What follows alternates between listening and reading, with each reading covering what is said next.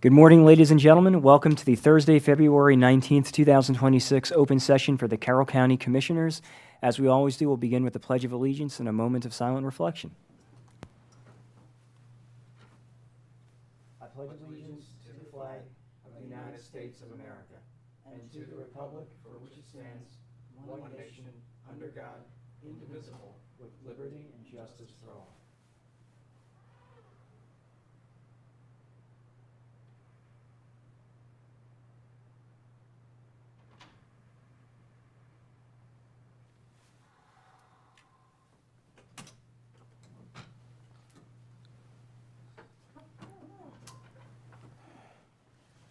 So first up on our agenda today is Priority Carroll, and Commissioner Krebs, I believe we start with you. Thank you. I had a very exciting week back in my district and visited a few businesses and a school. And the first one I visited is Glenwood Academy, Glenwood Academy has been there for 2 years, and it's actually in the Eldersburg Business Center where Merritt Properties is. And years ago, Mr. Merritt, Leroy Merritt, built a school for students with dyslexia because Mr. Merritt was dyslexic and obviously was a very successful person in his own right, but overcame his challenge. So this school was built for a school called the Friendship School.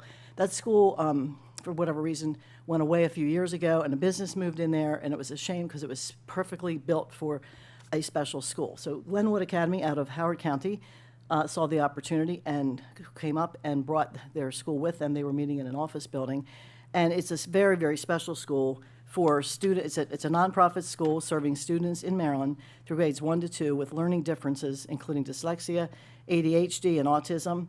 And their customized instruction is excellent. The school was so much fun with seeing the students and just in all of their different personalities. And they're studying World War I. They have big displays of World War I everywhere, and they're just it's just a phenomenal place. So I was pleased to get to visit the Glenwood School. Then in the same park there is H&S Bakery, which used to be Ottenberg Bakery, and now it's H&S Bakery. And they have 100 employees there. They have a 24/7 operation, and they make sub rolls and breads, and they ship them all over the East Coast. And I will never eat another piece of bread again that I do not appreciate what goes on in that building and just seeing what goes into a loaf of bread. So I brought a gift home for all of you.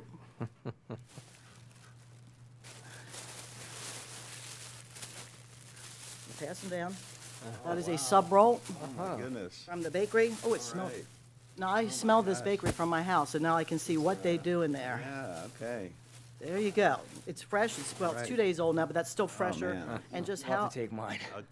Don't, tell me twice. how they get the ingredients and it's been there for a number of years. And H&S Bakery obviously is a huge bakery. They have locations all over Maryland, but this one is the sub rolls and the different types of bread. And I learned about wheat, I learned about white, and all the different things that go in it.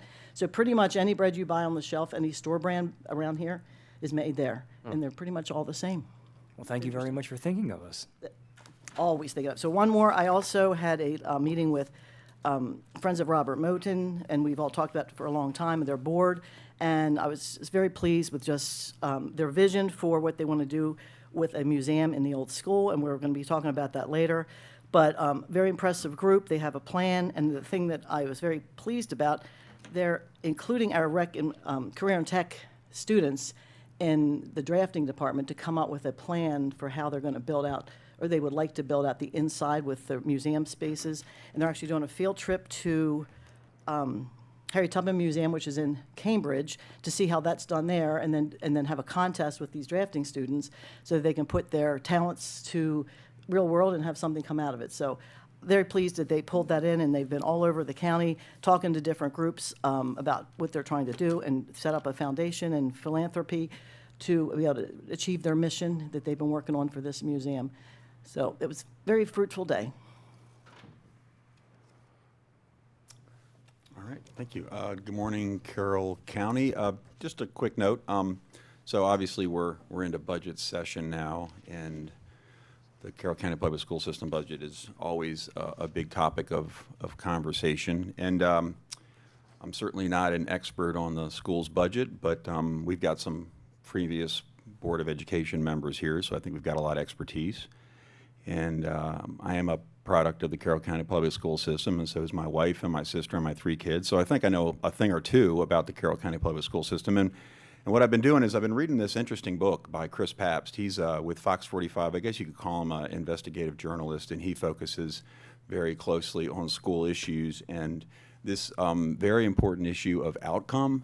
And I just, you'll hear that word a lot over the next couple months, and you'll hear it throughout the state as, in particular, this book focuses on the Baltimore City school system. And, this issue of outcomes is so important because it's easy just to say you can put more money towards a solution, but it doesn't really get you a solution. Baltimore City is probably the poster child for an absence of outcomes, if you will. This book talks about how the Baltimore City school system since 2017 has an increase of funding of $500 million. And since 2017, graduation rates have increased by 1%. Math proficiency has increased by 1%, and it's still very, very low. So I would encourage people, if you're looking to get into the subject, and you should be concerned about outcomes. We have a great school. We're blessed with a fantastic school system here in Carroll County. But if you're a taxpayer, you should have every right to want to know how your school system functions and how the state is spending your money in other jurisdictions. And this book really does a good job of laying out the challenge of Baltimore City schools. And it's not really as much a political book as it is a book just talking about how, and it's called Failure Factory. I mean, we're talking about students here. We're talking about young people who have to be prepared for the future, and a school system that's just quite frankly failing them, and with low reading proficiencies and low math proficiencies. And how does that set those people up? How does it set those kids up for the future if you cannot read and do basic math? So anybody sort of interested in that subject and learning more about it, I can highly recommend this book, Failure Factory. I don't know where you can get it. You can probably get it on Amazon, but it's a very interesting read, and I would encourage people to take a look at it. And that's all for me. Thank you, Commissioner. Commissioner Gordon? Thank you. Good morning. Just got a couple brief things. Last week I had the opportunity to meet with Kim Samuelson, who's the Executive Director of MAGIC, which is the Mid-Atlantic Gigabit Innovative Collaboratory. We spoke about innovation, technology, and economic opportunity in the region. I appreciated her taking the time so I could learn more about the impactful work that MAGIC is doing and to discuss how the partnerships they have in the community, one of which they're strengthening both educationally with the youth. So there's a lot of homeschoolers that are interacting with them, as are a number of youth organizations, and they're also interacting with a number of workforce opportunities. So that was quite a good afternoon last Friday. And then this past week on the 15th, we recognized National School Resource Officer Appreciation Day. I just want to take a minute to thank all our dedicated SROs, and there we have the photo of our Carroll County SROs. This day was established in 2022 by the National Association of School Resource Officers. It's about honoring the sworn law enforcement professionals who do far more than protect our school buildings. Our SROs are mentors, educators, role models, and trusted partners for students, parents, teachers, staff, and administrators alike. And just can't thank enough the fine people we have in the Carroll County Sheriff's Office that are doing that. Just absolutely incredible. Earlier this week, I attended the Planning and Zoning meeting here at the County Office Building, and then also, as well that day, I was at the Veterans Advisory Council meeting. And that's all for me this week. Thank you. Very well said, Commissioner Gordon. Commissioner Kyler? Yeah, and I love the photo of the SROs and the budget. And I know it's hard for people not involved to maybe know the details, but you'll hear and see posts about security at the schools. Our SROs actually, I forget, 3 years ago got a national award. I mean, they are the best in the state and one of the best in the country. So thanks, that was neat. we had a joint meeting last week with ESAC, and I've exchanged a couple emails since then, and good, hard-working group, and like all the departments in Carroll County, they have a wish list, and it was good to see that. I met with some different solar people, and that's a tough thing in Carroll County, and I know that community solar, it's very upsetting because Carroll County said it shouldn't be on ag remainders, and unfortunately, the state overruled us. It's interesting, out of the first, and I forget, 8 or 10, we actually had one that Public Service Commission turned down. Prior to that, 99% of them got approved, so our batting average is slightly better than the rest of the state, but that doesn't matter. It's still an issue, and I think I think there's some solar people that care about the land and care about what they're doing. There's some that just want to make a buck, and so I met with one of them. We talked about screening in Carroll County and how to be friendly in Carroll County, even if PSC overrules us. Lot going on with wrestling. Dual meet championships for the state were ended last weekend. Winners Mill on Thursday night lost to Middletown, and the region that Carroll County's in is very tough. Middletown ended up winning the states, and we thought that whoever won that region would win the states. So congratulations to Middletown. And then South Carroll, who's near and dear to some people's up here's hearts. Can't imagine who. They won their fifth consecutive, I think, state championship. Really? They've done, they've done quite well on the state level, and the county tournaments this weekend, and they'll probably do quite well there. It's they're a good team, and I want to congratulate them and all Carroll County. Westminster made the states. They won the region.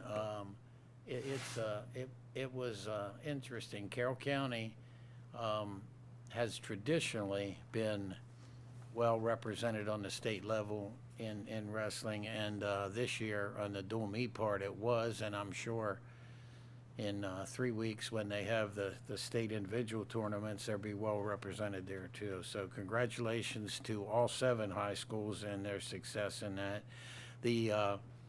And Carroll County Times did a photo article. I'm not sure if they did an information article on the state indoor track. And I know Winners Mill had a couple people there. Century had some people there. I think Liberty won their division. But like I say, all I saw in the Carroll County Times was photos, which were great photos, but curious to see the detail. Went to the Carroll Community College Board of Trustees meeting last night. They talked budget and approved their budget submittal to us. We talked about enrollment. They've had some declining enrollment too. And of course, Carroll County Public Schools has declining enrollment, and so has most of the state. And it's a shame. Blueprint, and I've said this before and I'll say it again, back when it was still Kerwin Commission, I made the comment that Dr. Kerwin probably knows more about education than I'll ever learn. I hope he has a good financial advisor, because he doesn't know anything about money, and he also doesn't know how to implement, and that's where we are with Blueprint. I also predicted that some of the students that are supposed to be most helped through Blueprint, and the teachers who were supposed to get better pay, Blueprint's going to cost so much there. And they say they're outcome-based, but the only outcome they look at is how much money do you throw at it. They actually changed some of the evaluations to make some of the struggling areas look better. They, instead of what percent passed math, it's what percentage did you improve? So if you were only 1%, you went to 1.5, you improved by a good amount. It's just a shame, and I know Blueprint has helped, probably work services, probably helped the community colleges and the colleges, but it's desperately hurt public schools in the state of Maryland. And unfortunately, with politics, nobody's gonna have the gumption to do anything prior to the election. So I'm hoping next year that they really look at Blueprint and what they can do so we can afford it and it has good outcomes for the students, not just how much money you throw at it. Mako, I had 2 meetings with them yesterday and was in Annapolis, met some people there. It was a good day. A lot of bills earlier than some have been, and the delegates and senators, our delegation's on some very good committees, and because of that, they're very busy down there, which is how Annapolis ought to be. Veterans Advisory yesterday, and good discussions there, and one of the things it brought up was drug disposal, and I reached out to Dr. Levy at Carroll County Health Department, and he responded with an email that Citizen Services is going to make sure it goes back to everybody at and on the Veterans Advisory to tell them this information. And then we're in the middle of budget, and Carroll County Public Schools sent us their budget request. Carroll Community College has sent theirs, and then one of the things that will be interesting is when you see on the agenda agency request, that is essentially different departments and different people we fund that might not be departments coming here defending their budget a little bit, but also asking for things that the budget department didn't put in their budget. So that'll be interesting. And thank you. Well, thank you very much, Commissioner Kyler, and thank you to all of my friends up here for their comments and their hard work as always. Just 2 things from me today, both relating to community safety. As Commissioner Kyler had noted, we had the pleasure of meeting with Emergency Services Advisory Council last week, which brings together volunteer and career members of our fire and EMS for an annual review of their work and a look ahead to what might be coming or what is needed. And as Commissioner Kyler also noted, that's incredibly important because we're in the early stages of our budget season, and we're going to have to make difficult choices about what we can afford to support. As volunteerism continues to decline, the demand on paid fire and EMS is going to continue to increase. A few dozen new paid positions have been proposed for the coming year through fire and EMS. Resources, equipment, technology, buildings, vehicles, and more continue to be needed and continue to rise in cost. To use one single example, a new fire engine now costs between $1.3 and $1.4 million. And with 14 companies, each with their own fleets of engines, ambulances, and various other support vehicles and associated apparatus, the costs are exponential. And to be clear, the Department of Fire and Emergency Services is absolutely necessary, as are our volunteer companies. We need both coteries to make up a successful emergency response system, and so it's beyond crucial that as we move into the spring and the summer, those volunteer companies that have events and functions, the carnivals, in the summer especially, we all turn out to support them wherever we can. Second, there's been a lot of concern and questions that we've received surrounding recent legislation from Annapolis regarding the now prevention of deputization of local law enforcement for immigration enforcement under ICE, and how this might affect our own sheriff, our deputies, and corrections. And simply put, it does not affect them. They will continue to do their duties as normal, ensuring that violent criminals who are also here illegally are properly transferred to ICE. I know that our sheriff, deputies, and corrections will continue to faithfully and professionally conduct their crucial work to keep our county safe, just as they've always done. They have my support and their confidence in so doing, and with that, we will move into the next item on our agenda, if there's nothing else for priority, Carol. So up next, we have our legislative update with Pam Meister, but I think she Just pulled out of the room. stepped, okay. She left in a hurry. Do you want to go to item 2? We can. Well, while we're waiting for her, yesterday at Mako Legislative, Alex Donahue, who's the executive director of the Interagency Commission on Schools Construction, spoke to us, was the guest speaker, and I know in Carroll County we have many issues with school construction. This year, there's $453 million in the budget. There's a bill down there to make that a minimum of $550 each year. And he said the average age of schools in the state of Maryland are 32 years. They use the FCI index to evaluate them the same as Carroll County does. And I understand Maryland, maybe. One of the big things that's in the school construction that costs money, that doesn't help students one bit, is we need net zero buildings by, I forget, 2045. So, and they're debating, obviously any new construction has to be net zero with carbon, but they're debating if that means you need to bring existing buildings up to that standard, which would be about impossible. And again, it's, my opinion, it's throwing more money at schools that doesn't benefit a student one iota. Sorry, I filled in for you. Thank you. Sorry, I was getting pulled out to talk about an alcohol You bill. were on business. I No was. worries Sorry, at I was all. working on stuff No for you worries. guys. So the pace is picking up, and that's where we are in session. All of the bills hypothetically have been introduced, although there's always the process with the Rules Committee. So at least 99% we think are introduced. And where we are right now is evaluating, where they are in the process, going through continued bill hearings. We'll start to see things go to third reader and cross over. And basically, the devil is in the details at this point. We just have to keep our eyes on the amendments that are getting proposed in the bills, because there may be something that you have been briefed on or learned about that can quickly change in Annapolis. And so that's what I'm trying to stay on top of right now, and will continue to track the issues that we've talked about. There's a number of things that I just want to bring to your attention today, one of which I was just in the hallway talking about.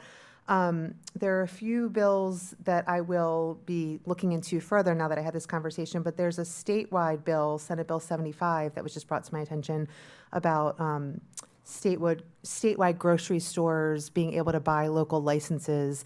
So that may be something to take a look at, and I will send you that bill for your consideration in case we want to chime in on that issue. The Sunday deer hunting bill that we went to the delegation about, I did get and forwarded to you yesterday.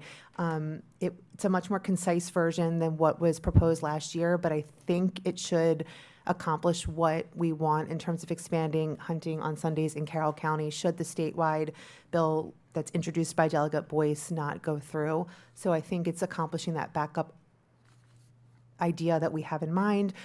It has not yet been dropped, and I am, it has an it does have an HB. This is last year, I'm sorry. It has not yet been dropped. So I don't know if the delegation's going to meet and pursue that further, but given that they sent it to us, just let me know today, please, if you have any concerns with how it's written, so I can follow up and see where that's headed. We had some success yesterday with the unpaid property tax bill. It made it out of the Budget and Tax Committee with a support with amendments, favorable with amendments recommendation. I got the vote count, and there were 2 excused members, but of the 11 that voted, they were all yays, so that's positive. I don't know the amendments yet. I've reached out to committee to see what they're hoping to change, but I'll let you know where that's headed. But this is going in the right direction. We also had the bond bill hearing yesterday in the Senate. That's always really smooth and takes about 30 seconds. So let's hope that that continues to go through. And as far as other issues are concerned, I sent you about 10 bills yesterday to review. If you could try to take a look at that today, tomorrow at the latest, I'd appreciate it. Let me know if you have questions. Some of these are issues that you've raised. Some of them are bills that state delegation members have asked for your opinion on. I'll be here after the meeting as well, so if you want to come and talk about any of the issues, we can. But I want to make sure that you see, those are like the hotter issues of the day that we haven't weighed in on in case we do want to submit letters or testify on anything that hasn't yet had a hearing. So that's coming your way. We're sending letters this morning in support of that Shamrock Farms enabling legislation, as well as the alcohol bill, because I did hear from everyone that you were comfortable with that. And the other issue that I wanted to bring up, just to point out, that is in the packet of information that you saw, is a land use bill related to middle housing options. Because we've taken positions on Bambi and the Silver and Starter homes, this is one that I think you probably will want to say something about. Mako is opposing it. And this issue, the goal of it, I believe, of the bill is to increase like townhouses, duplexes, et cetera. But I think that it could really have an issue with infrastructure and preempting local control and dealing with just some concerns with allowing townhouses and duplexes on single-family lots, and some just water and sewer issues and things that we've talked about on some of these other bills as well. So please take a look in particular at that issue, because I think we should potentially consider a letter on that one as well. And also drawing your attention to the Decade Act. There was one hearing on that yesterday that went pretty smoothly in the Senate, but I know there will be a House hearing as well. And that's one that's dealing with economic development opportunities and can be something that I think, easily can weigh in on, because we have in the past as well. Commissioner Vigliotti, you brought up the lab-grown meat prohibition bill. I shared that as well. I think this could have some, long-term health consequences to people not knowing. That's kind of one of the concerns. And I'm looking at the people that are opposing it. I was just trying to kind of see all the different issues here. And some people are concerned with labeling and transparency related to the labeling of those issues. So I would need to do more research to see if that's like valid or not. And I don't really know what's required right now, but just kind of to address that question that you've raised, that's where I see the opposition going for that particular issue. And thank you for that, by the way. I'm sorry? Thank you. Oh, sure. And I'm just skimming through here to see if there's anything else that's worth highlighting. Otherwise, things are just moving rapidly.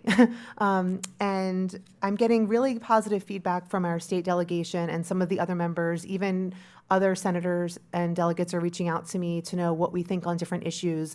So if something seems random that I send your way, that's why it's coming your way, because somebody's asking. So I think that's really positive that Carroll County is being asked what we think specifically, and not just relying on Mako or other jurisdictions, which is great. They want to know what's going on. Yesterday in particular, Michael Sanderson brought up the fact that some of the delegates in one particular hearing were asking what individual jurisdictions felt about a bill and what they were voting on in Mako. And Mako doesn't share that. But as a result, I think it's sparking that question, so that it's not just us being proactive, but some of the members coming and saying, what do you think about this bill? So if you get a lot of inquiries, that's why. And Pam, I think in addition to us wanting to be more proactive and having a voice, you have been such a significant help in making sure that we get our voice to where it has to go. And so I cannot thank you enough for all the work that you do on a daily basis for us. So thank you for that. That's my pleasure. Thank you. Are there any other issues that you all are hearing about or have questions about that you want me to make sure that I'm telling you about that I haven't briefed you on already, either today or just in the past week? When you get a chance, if you could you follow up and look into SB 388, which was the tax bill that was being looked at for tax credits in Maryland for film production? Wanted to find out where that ended up. Yes. And then the other one was HB 898, which is House Ways and Means, that also relates to that industry as well. Absolutely. I'll tell you today. Pam, I had a question. On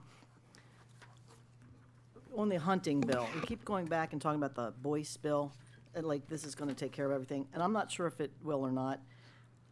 The way I read it, some of it has to do with deer damage, and that you'd have to get a permit. The department may authorize the reduction of the deer population on any single contiguous property of at least 10 acres. And then this might be outside of deer season, which I believe they can do already, but I just want to make sure that this bill does what we've been trying, because we keep saying if the Boyce bill passes, and that I haven't seen the fiscal note. The fiscal note explains it more in layman's terms, usually the text of it. I just want to make sure that this would do what we've been trying, what Delegate Commissioner Guerin's been trying to do, just to expand for a couple of weeks the Sunday season for the whole season in Carroll County. But I don't read it that way, and I Okay. might be misreading it because it's very complicated. But Yes. just, we keep saying if the Boyce bill passes. I will call DLS today and talk to the bill drafters and ask Say, if them this would pass to as confirm written. it now that we have the other bill, to make sure that if this passed, it would accomplish what we want. And if not, then I will see if we can get an amendment drafted to the bill. Well, I'm just suggesting that we continue. This is the simplest. Yes. What we just got back is pretty much what I drafted. Yes. It's like you put one word in, Carroll County, along a list of everybody else, and you strike out what we already have, and that's it. Sure. It's simple. It's the simplest piece of legislation you can get. This should be our backup. Because Oh, it is. It is. Make sure they do that, but I don't know if this covers it. So I would just be very careful and say, if this passed as it is, will it allow Yes. Carroll County to do all of the Sundays in the season? Because it seems a little more complicated than that in this bill. Okay. So it just, I mean, I I don't will want to be pushing confirm that either bill way and and let then you we get know. done and say, oh, no, we still can't do it. Sure, absolutely. No, we don't want to assume it. We're assuming that and reading it that way, but if you're not reading it that way, I want to make sure that we're knowing which way we're heading so that we are covered if that passes. And if it, either way, I'm pushing for the introduction of the Sunday deer hunting bill to go through, and hopefully it will. But just given that it's so late in session, I don't want to assume that that'll go through the whole process. But it's one page, so it should be an easy one. Very simple. It should Very be an easy one. All right, and the other two, I'm not sure which the bills is about certainty for developers, having more certainty on regulations. Is that part of Bambi, or is that another one? Certainty for developers. Well, it's a regulatory process. So there's several bills out there, and some, I think Mako's supporting this one. Bambi, they're supporting. Is that the one with the certainty for the regulatory process? I want to look before I say yes, because there's several bills, and we've gone through so many, I don't want to confuse it, but I think so. Bambi's opposing, not Bambi, Mako, I believe, is opposing and correct me if I'm wrong, the Silver and Starter and the middle housing, and they're supporting Bambi. So that is the one that should have that in there. Well, and the reason I'm asking, because there's a lot of stuff in there that we do need to have certainty for people, so it does, for people that want to build, developers, with the regulatory process. But the state needs to realize some of it is theirs, because they're changing things constantly, like stormwater management. It's huge. You change the regulations on that, and the compliance is very complicated and technical. So we need to be sure that they understand that some of it is because of the regulations of theirs that we're trying to enforce here. And I think you can get more information from our planning folks to describe that. It shouldn't take 8 years to get a simple housing project done, or 5 years, or whatever. And we do need to look at our own and see how do we make this be easier up front to know what the rules are, because I agree with that. I agree with the predictability. So I think we should write letters on that. The Silver and Starter home, a couple of issues. It all sounds good. Let's just build, lots of density everywhere. When we do plans and when they've been done, our road systems aren't set up for that. Our schools might be overcrowded, but our infrastructure, and that's why you have master plans, and that's why you update them. So to go in there and say, we just need to do this, it's a little bit oversimplistic.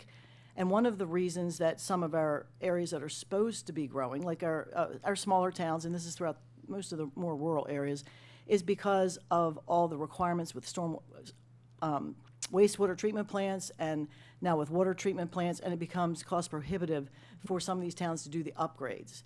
So we also need to say, here's why some of these places, they need more help. If you're a small area and you've got to do X to grow, and it costs too much for your current ratepayers, you hesitate. So if the state could help us to help our areas that we have infrastructure around the state to grow, and not just keep, there are other places that we were able to do that, but the state needs to step up with the school construction money, because the school construction money's been flat, and we've got a lot of aging schools around, as you said, 30 average age 32 years. Some of the schools we're looking at are 80 years old and need modernization, and we need seats, and the money coming from the state has not increased. So part of the reason that people hesitate on these things is because they're not doing their part. In my area, it's called roads, and it's not keeping up with the state roads, and I think we're moving a little bit in that direction, but we have we have failing roads. Well, what are we supposed to do? Because we need you to help upgrade some of those things as well. So it's not just the counties that are pushing back, but counties over the years have put plans together, and we did a housing study last year that was required by the state. I guess it was done, yeah, it came out last December. And basically, the study said that Carroll County, based on the population, is building the number of homes that they need to maintain their population. That was the purpose of the study. And it was 194 houses a year to maintain what they believed that the consultant that came back with the report. So that was required, but now all of a sudden they're saying, we want you to do it our way. And it's prescriptive versus, we all want to have enough housing and for our population and for our population to grow. But some of the things are not in our bailiwick, like the cost of, they want us to do all this high-density housing. It's no less expensive to buy. I mean, there are townhouses that are small townhouses in my area that are going for $750,000, and they're basic. That's not affordable. So they understand, they keep saying to do these things. They're not necessarily going to make the product affordable for a number of reasons. And they've got to look at the basis of those reasons. And I'm hoping that without subsidizing them, and I think some people say, oh, let the taxpayers subsidize these new houses. I don't think that's the way to go. But we do have inventory of older homes. Sometimes people don't want to move into older homes when they're younger. But we have older homes that are affordable and need to be fixed up. So we need to be pointing some of these things out because I think they have a vision of what it should be in a certain jurisdiction, and it's not all the same. We are doing that. The departments have been communicating, our departments with state departments and behind the scenes before session and early on in session. And I've seen some great memos that have come from some of the staff in Carroll County about all of these issues. So they're being raised. And one of the reasons that the Bambi bill was worked on in the interim and that MAKE was pushing it so strongly is that it's in their perspective like a better solution to these other bills to kind of try to give jurisdictions a little more control and all of the issues that you're talking about. It's obviously not perfect, but it's trying to address a lot of what you're saying. And some of what we've written and said has explicitly stated that. Some has alluded to it, but I know that Roberta has been working with the departments as well, and they are making sure, like Chris Haynes, amazing, saying that here are what our concerns are, exactly the points that you mentioned, like we've done these plans, we've done these studies, this isn't possible, or you're asking for these two divergent goals and we can't meet both of them, it's impossible. So that is getting communicated, but it's really complex. And the thing that I'm seeing just from my perspective, and I'm sure other people would say the same, is some of the solutions, and we talk about this with a lot of things, are just trying to solve issues statewide that you can't because all the jurisdictions are so different and are at different stages and have different ages of infrastructure and different priorities and things that are going on. But And I'm not sure if the legislature looked at those studies because every county and every local jurisdiction was supposed to address it. I know our study sort of addressed it and had all the towns in there as well that they could use that information. But they need to look at those things and say, because it's not one size fits all. But I think the dialogue is changing, and I think the building industry hopefully is going to be saying the same thing. First of all, define affordability. If you define affordability, you come up with a number and you're like, there's no way, because it's 30% of your income, and we look at 30%, the average median income in an area, well, you can't buy houses. You can't build a new house for that. So they have to acknowledge that and look at the facts. And it sounds good to say we need all this, but you need more housing in general. But what they're suggesting, it's easy to say no. When you say no down there, they're going to do what they want. If you say, here's the problems and here's what we need to fix, at least you're offering suggestions. So that's what I'm saying, that we need to say, here's the issues. And some of them are state-related, many of the mandates are, and just, hey, they might still want to do it, but this is what's driving up the cost of housing in the state of Maryland. And all you got to do is look to Delaware. It is not the same. Right. The housing is cheaper. It's cheaper all around us. It's cheaper in North Carolina.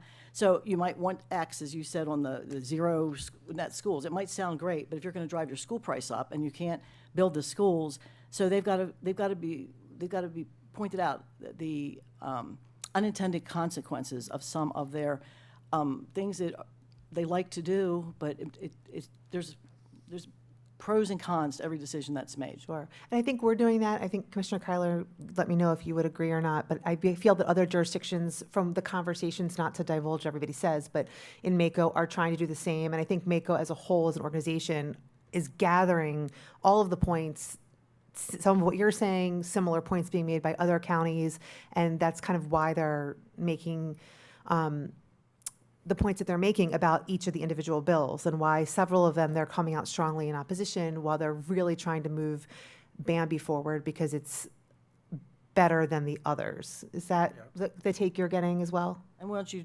because people might be watching this, would you tell us what Bambi stands for? It's B-A-M-B-Y. Of course, you're going to put me on the spot. Hold on, I'll tell you. It's building I have to affordable. look before I say it wrong. Something in, It is right here on my paper somewhere. It is building affordability in my backyard. It is Senate Bill 267, Land Use Residential Housing Oversight Regulation and Taxation, sponsored by Senator Brooks. and I just. Brings to mind the Inflation Reduction Act of 2020.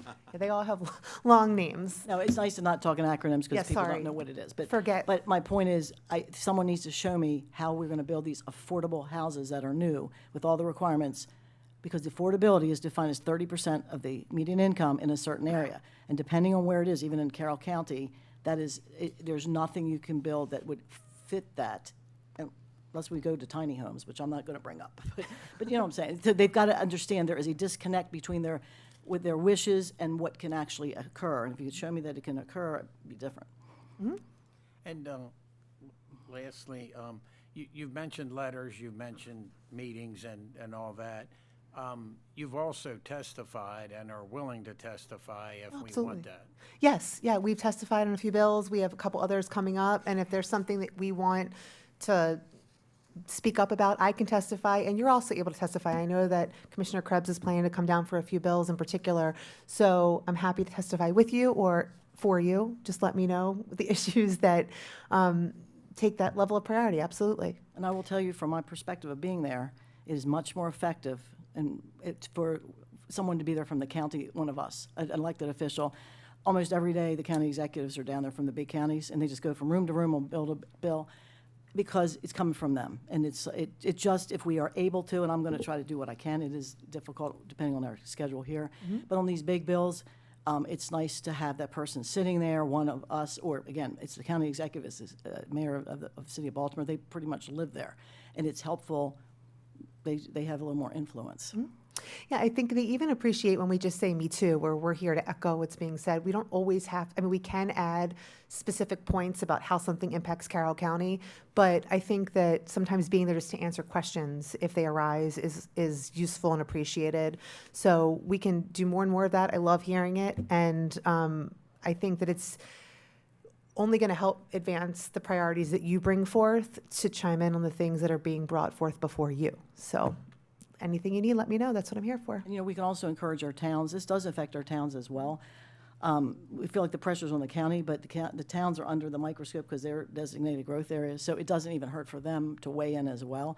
You know, I'm not sure how they don't have as much bandwidth as we do, but it is nice to tell the unique issue that this is going to affect in your county and why it's unique. Right, and also some of the department heads, you know, for example, Ted is so respected in the budget world with numbers. His name comes up all the time from all different sources. So, you know, anyone who represents the county in any way that has an area of expertise on an issue that can add value, I think is something to consider. And we can take it on a case-by-case basis, and it can be a panel of people. You know, we can go down with someone from a department, one of you and myself, and be there. We don't all have to speak, but the presence means something too. So Also, on these big bills, they will probably go to a subcommittee, and that's where you would maybe want to have somebody that specializes in the subcommittee, which we would not do, somebody from staff that can say, yes, this is how this thing would affect our county, because they know more in detail.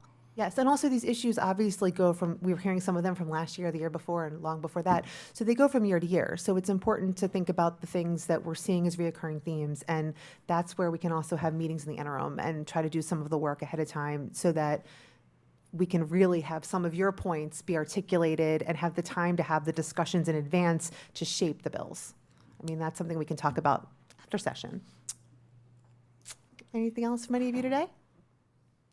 Well, thank you as always, Pam, for everything. Thank you. I'll be in my office if you need me. Thanks. Thank you. Talk to you soon. Up next, presentation on the end of the year report from the Police Accountability Board. Gentlemen, come on down. Tim, is there anything you want to lead with? Good morning, Commissioners. These two suspicious-looking characters. First, William Wade is the chairperson of our Police Accountability Board, and he also serves on our Administrative Charging Committee. Tim? With him is Tim? Thomas Bayard, who is Tim? currently the... Your microphone. Or you gotta pull it closer to you. There you go. With him is There we go. Thomas Bayard, who is the chair of our Administrative Charging Committee. Each year, the Police Accountability Board is supposed to prepare and submit a end-of-year report, and they have done so consistently, but they wanted to meet with you and give you an update on the report as to what's been happening with both committees. And they have an idea for a resolution which will make their lives a lot easier and your lives as well with new appointments to this board or commission. So with that, Mr. Wade. Thank you, Commissioners. Again, Bill Morning. Wade. I'm with the Police Accountability Board. I was appointed by you all about 1.5 years ago. Been serving on the board for about a year now. Appreciate your confidence in my leadership. I have Tom Baird with me. We've already been introduced, I guess, by Tim. Tom, anything? Yes, Commissioner Figliotti and the rest of you. I was one of the original appointees to the ACC when it first began. So the legislation, the Maryland Police Accountability Act, was passed in 2021, and the implementation began in 2022.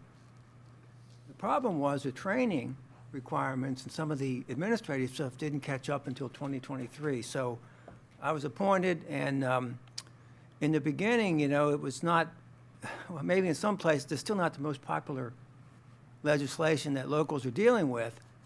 And, you know, part of the work of both these bodies was developing confidence and trust with the police leadership, their staff, and more importantly, the officers who are affected. And I'm not saying it's perfect. I know we've worked very hard. They've been our partners in this process because they do the investigations for us, the police do. And I'll talk more about some of the other things later, but we've come a long way. Thank you, Tom. One of the things I'd like to do before I get starting on the end-of-the-year report is basically give you an overview of what the Police Accountability Board does.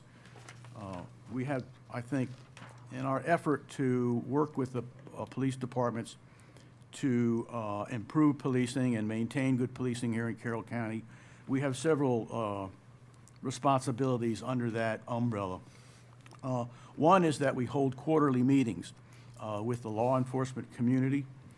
And these are the chiefs from the Carroll County Sheriff's Office, the Westminster Police Department, the Tawnytown PD, the Hampstead PD, the Manchester PD, and the Sykesville PD. There is on appendix or Exhibit A, you'll see sort of like a example of our agenda, the kind of things we talk about with them. And of course, this is just a sample.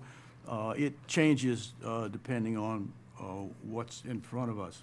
But basically, we hold quarterly meetings with law enforcement. We work to improve matters of policing. We ensure accountability and transparency over the powers that they have. We receive complaints about misconduct on our website.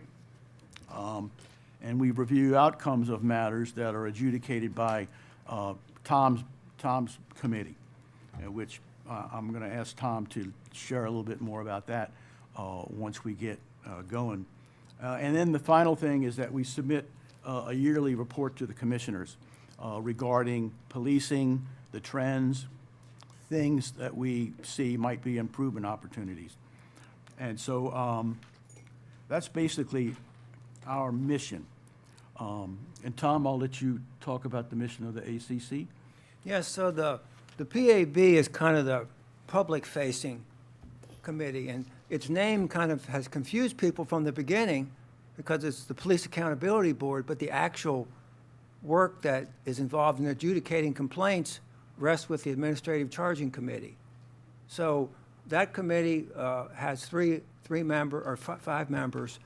As the chair of the PAB, Bill serves on that. And then the PAB appoints 2 members and the commissioners appoint two members.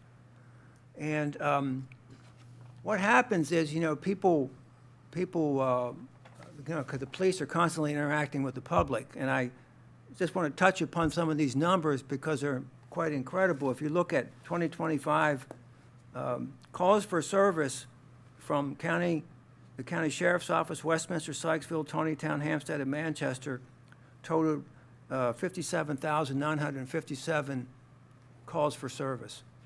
Traffic stops, the number is 25,910. So you have over 83,000 interactions with the public.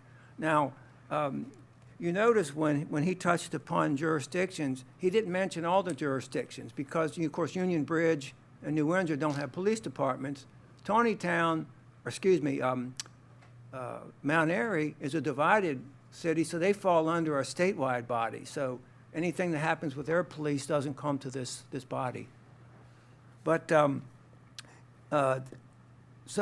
say, what is a complaint? A complaint is somebody has an interaction with the police and they file a complaint. It's required to be where they identify the officer, they identify what the circumstances of the complaint is, and then they put their name forth so we can be able to contact them. So we don't deal with anonymous complaints. You have to put your name on the record because part of the investigation will involve follow-up with that person. So if it would be Mr. Burke, you have to follow up to find out exactly what he meant. Sometimes people aren't the best writers, so you have to know that. So the complaint also has to involve a member of the public because we don't deal with every issue of misconduct. It could be an internal function. It could be that an officer backed his cruiser into another cruiser, or it could have been some kind of he didn't follow an order, or she didn't follow an order. They're handled by the police chiefs directly. We deal with those complaints that involve a member of the public and that are filed with us to look at. So police misconduct is defined as a violation of the federal or state constitution and laws. That's the first test. The second test is a violation of a criminal statute. And the third test is a violation of a local policy or procedures. So it has to fit into one of those categories. Now, out of that large number of complaints calls for service and traffic stops I mentioned, in last year, out of that 83,000 and some odd interactions, there were 51 complaints filed by the public, which is less than 1%. And so a complaint comes in, that complaint goes to the police agency. They'll have internal affairs like the sheriff's office. Some of the jurisdictions will request help from the sheriff to do the investigations because it's a significant amount of work involved with that. Working with the various police agencies, we came up with an abbreviated procedure for cases where it's obvious from the beginning that there was no misconduct. For example, his window tint is very dark, and the police officer sees the window tint being dark, he's pulled over, and the police officer interacts with him with the body cam running, and he issues or she issues a warning or citation, and everybody goes about their business. Mr. Burke comes back and files a complaint, said that officer was rude, they were nasty, they cursed me, etc. We look at the body cam footage as part of our review, and it didn't happen. So we deal with that type of stuff. So we have an abbreviated procedure for those kind of cases. But the police agency will finish their work at one of our monthly meetings. We have a public meeting every month, and then we also have the administrative session because our work is not open to the public because of confidentiality. And the police agency will come and will present the investigation. The members will ask questions, and then we determine two factors. We determine whether they should be charged or not, and then we determine if the officer should be exonerated, or that we determine if the complaint's unfounded.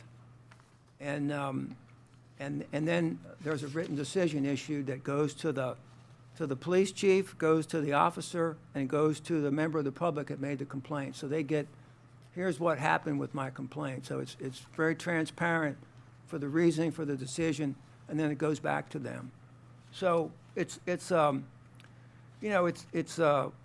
a lot of work. It's not just showing up at a meeting. You have to review the cases ahead of time. The county attorney's office does a really good job of getting that information to us. We have a date each month when the various agencies have to have their investigations in, and then we have email accounts with the county, and we have some iPads issued to us, so we can do that work right from our house, pull it up on the screen, read all the background, and be ready at the meeting to discuss what it is we're going to do.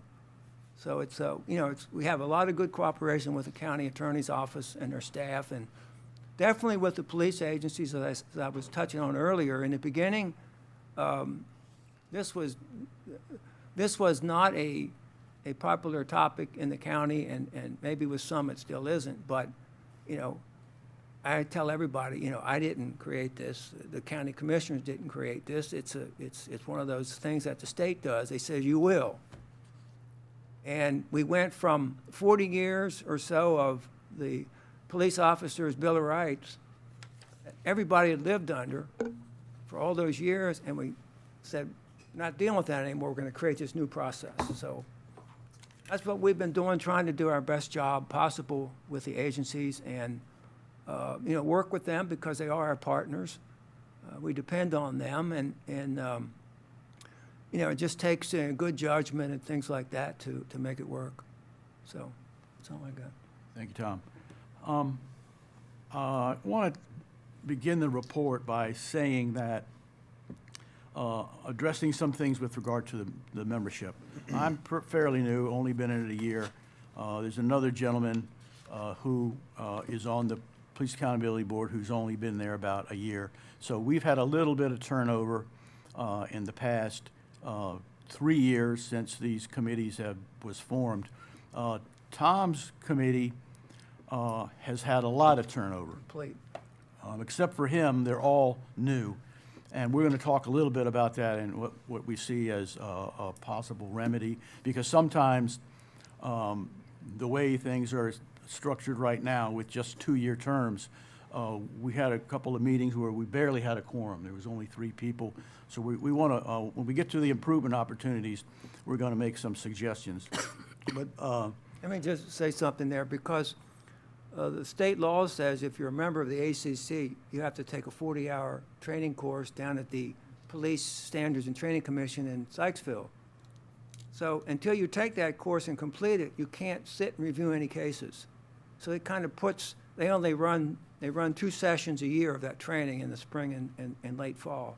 So if you miss that window, then you're kind of like been appointed, but you're sitting there and you can't really do the work that you were appointed for. So. And it's not 40 hours online. You have to report to the center at Sykesville each 8 to day.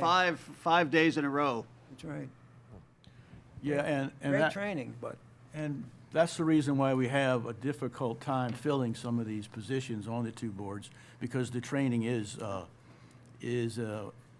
long for some people, and some people are working, they can't get off for a week to do it. So we're going to talk about improvement opportunity along those lines later on. But I do, as I begin to get into the nuts and bolts of this report, and I know you have a copy of it, so I'm just going to give you an overview. We do function under the auspices of the county attorney's office, and Mr. Burke is responsible, and his staff is responsible for giving us legal advice and for giving us administrative support.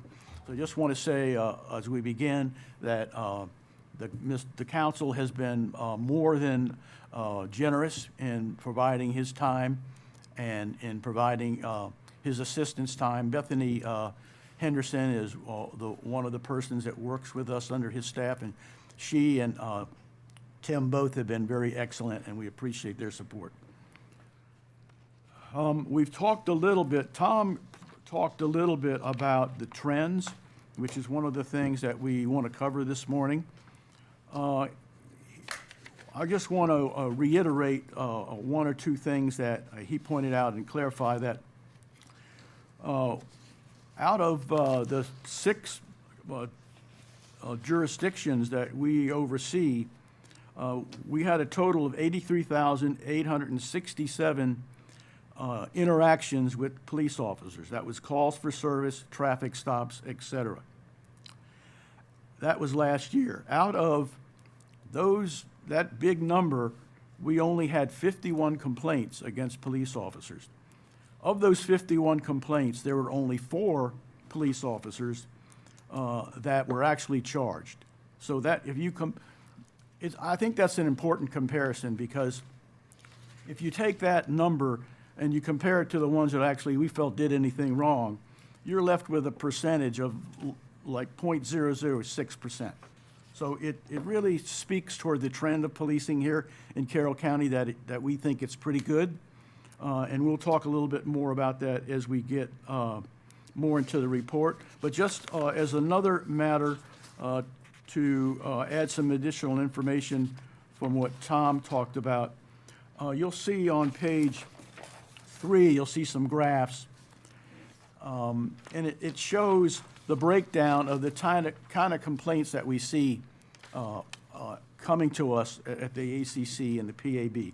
And I'll just note that there are 7 basic categories that we see citizens complaining about, and that is violation of department policy violations, professionalism, rudeness, badly treated, unauthorized search, Fourth Amendment, dog sniffs in many cases, excessive uses of force, discrimination, racial profiling, harassment, and then there's truthfulness, honesty.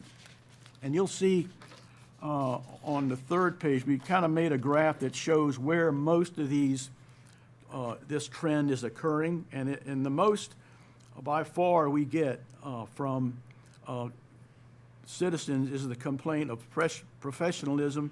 They were rude, I was badly treated, and I want to complain about it.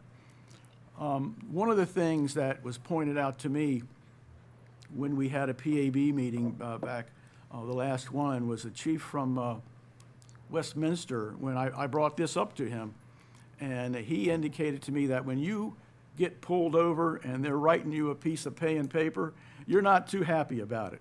And so people get upset and they complain, and once we see the video camera footage and hear what actually occurred at the stop, we find that there's no basis for that the person was just upset and wanted to unwind a little bit. But the other 3 that we get the most of is excessive use of force, Fourth Amendment violation, and department policy violations.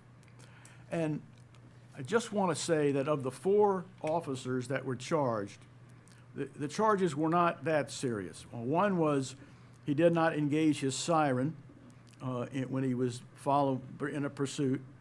Another officer made an illegal left turn in a police car when he was off duty. And another one was not informing a detainee that she was being recorded. So it was an honest mistake in a lot of these cases. And then the 4th one was some pretty serious misconduct that we had to recommend that the officer be dismissed. But generally speaking, as I said, out of the hundreds, not hundreds, but tens of thousands of interactions, to only have 4 officers get charged, that's a pretty good statistic. And by the way, commissioners, if you have any questions or comments, please feel free to stop me or Tom. We're more than happy to try to explain what we're here for. So on that note, before you go any further, talking about the complaints, have you seen an increase or decrease in the number of complaints that have been filed over the last couple of years since the board has been in existence? Probably more, only because more people kind of understand or know about the process, but we've never had very many, even from the very beginning. It's not been a big thing here. You know, a lot of the complaints, honestly, don't even come from county residents. They come from people that live outside the county that are doing business here, and they get pulled over and they make a complaint. So it's, you know, it's interesting, and, you know, some of it's, you know, people maybe see things online. For example, if you're pulled over for a valid reason, so long as it doesn't lengthen a traffic stop, there can be a free air scan done by a canine, so long as it doesn't make the traffic stop last any longer. It's perfectly legal. Now, they don't do every car, but it's based on the, you know, the intuition of the officer, what they see, you know, how the person reacts as to whether they make that decision or not. So it's, you know, it's an educational process. I've seen that a lot of the officers use their traffic stops as an educational process. For example, one of the trends they're seeing now are people that live in Maryland that register their vehicles in Virginia. And you say, why do they do that? Well, it's cheaper.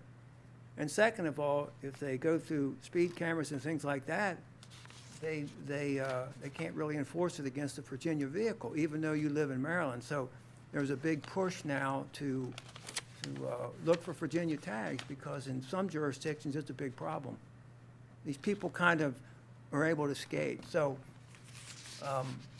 there's just, you know, trends happen, lots of things happen, but the police officers, boy, I tell you, one thing I've learned is it's a hard job. I've never been one, but, you know, watching this now for, you know, 3 years or so, you'll be very proud of the people that work in this field, because it's sometimes it's thankless, but they're doing great stuff to interdict drugs. To you know, we've seen where they've, you know, interdicted where people are going after seniors, trying to rip seniors off for money. Just a lot of scams, and they're on top of it. And I really give them a lot of credit, because it's hard work. I'm in agreement with you. And, you know, out of almost 84,000 interactions, to have only 51 complaints, and then of those 51 complaints, only 4 have grounds to them, and then of those 4, 1 required dismissal. And is it possible, on the note of those almost 84,000 interactions, to break down or to share numbers about how many are non-residents of the county, that is to say that they live somewhere else? Were there complaints? Of the 51 complaints, you said I think the majority of them were not received from county residents, or at least a number of them were not received from county residents. I think that's probably possible. Okay. I'll check for you. I can't, sitting here, promise you 100%, but I know we'll see what we can do. Because the person has to, of course, list their name, where they're from. Right, it's just a pure curiosity from my you know, perspective about, you know, are the majority of complaints coming from our citizens or from citizens of another county or another state? I would say probably the majority are county residents, but I know that there's a significant number that also come from outside that we have to deal with too. Thank you. Sorry, Commissioner Krebs, I didn't mean to. That's all right. I thought you were finished. When a complaint comes in, what happens to the officer? Do they get on? I mean, you guys meet 4 times a year, and obviously there's a process you have to go through. But do the officers keep working? Do they put on administrative leave? What happens? Well, the ACC meets every month. Okay. So it's a continuous thing. But unless there's some other reason they would continue to work, the agency does the investigation, and they then present that to us. And if there's nothing that happens and there's been no charges filed, they'll get a copy of the decision that's rendered, and that pretty much puts it to bed. And I'm going to say this because this is something that has been recommended. So when a complaint's filed against an officer, even if it's founded, if there's no charges rendered, under state law, that has to remain on the record forever. It can't be expunged. So that's one of the things that Bill will touch on, is this, you know, if you're a criminal under certain circumstances, you can come back and have your record expunged. But a police officer doing their job that, for example, has frivolous complaints against them, that's on their record forever. This, to me, really isn't fair, and it doesn't make any sense to me, but. You know, that needs to be revisited. This all came about a number of years ago when the issues happened in Baltimore City, and we had some bad cops down there, went to jail, and they were bad cops. And so I think we went overboard, and you said we had LEOPS or whatever it was. What was it called before? The Law Officers Bill of Law Rights. Enforcement Officers Bill Bill of Rights. yeah. So, I mean, that was a LEOPS. It worked fine for us as an example of if we had a problem in one place and we all have to do something more now to take care of that. I will say out of this came body cams. I think body cams has become a lifesaver for people because you just look at it and you see what happened, as you said. It's not he said, she said. It was very expensive to implement and then to keep all the tape, and it's a very, but yet it has saved a lot of police officers from, you know, from mischaracterization of what has occurred. But, you know, I think this is an excellent report. And we do have some work that we need to do about continuity for yourselves. But what's the time frame between somebody making a complaint and it being adjudicated? Well, by law now, we have 395 days, which is a year and a month. It used to be just 365. But as it is now, the police agency has to finish their investigation by 334 days, and then we have theoretically 2 months. But I know the way it works is as soon as it's finished, they'll schedule that for the hearing. No, because if there were in a situation like they had that caused all of this, you want it to be done more quickly. These are not major complaints to begin with, but if you had a major complaint, it needs to be gone through the process more quickly. You know, the part about the expungement, we need to bring that back up because you're exactly right. We expunge people for everything now. And when that was done, it was because those particular officers in Baltimore City had complaints after complaints, small complaints, but really it was a much bigger thing that was going on, and they wanted to be able to look at all of that. But that was a one-off, and I think you're right. Why would you want this to be on a police officer's record? I don't know if the nature of it is on their record or not, what the complaint was, but yeah, I wouldn't want it on my record. But that's something that maybe should be revisited. Again, because of one bad situation, this all came out of that. And some good came out of it with the body cams, but the rest of it, I mean, I appreciate the work that we've done. I don't know if it's preventive, but we have a good, our forces, whether it's in our police force, whether it's the sheriff's department or any of the towns, they're very professional, they're very good. And this proves it because of the lack of and I say real complaints, I've never been pulled over, but for 51 people out of all these, as you said, encounters, and just to look at the 4 and 1 really misconduct, that says a lot. Well, you know, you're right. Sometimes, you know, you get a complaint, and you first get the complaint, and you look at it, and you say, "Wow." And then you talked about the body cam and things like that. Then when you look at it, you scratch your head and say, you don't understand how it got from what was on paper to actually what you're seeing, and that happmes. That's why it has been a lifesaver, and it was a pushback because of the cost of it. But I think we're now looking at it saying this was a good thing. I'm not sure if you're getting to the recommendations, but I think your recommendations to us, do we have to change? Can we change them locally, or are they put in the legislation about the terms and those types of things? We're getting a little ahead, but I'll address that question. That's right. If you're going to get to it, I'll wait. I just saw it in the beginning, but if you're getting to it, we'll wait. Thank you. This is an excellent report. Thank you. I want to circle back to Commissioner Vigliotti's question about the number of complaints. That's a good question. Last year, in the year 2025, we heard at the ACC 51 complaints. The year before, we only heard 20 complaints. So, you know, on paper, statistically speaking, the complaints have doubled or more. But we feel that that's really not an indicator of a trend in this situation because people are just beginning to find out about the PAB and the ACC. And prior to 2025, there wasn't a really good record keeping. We were still getting up to speed on the things we needed to keep track of and how to prepare the statistics properly. So I think that number is probably going to be where we're going to be. It's going to level off here. If we've already heard 7 complaints in January and February.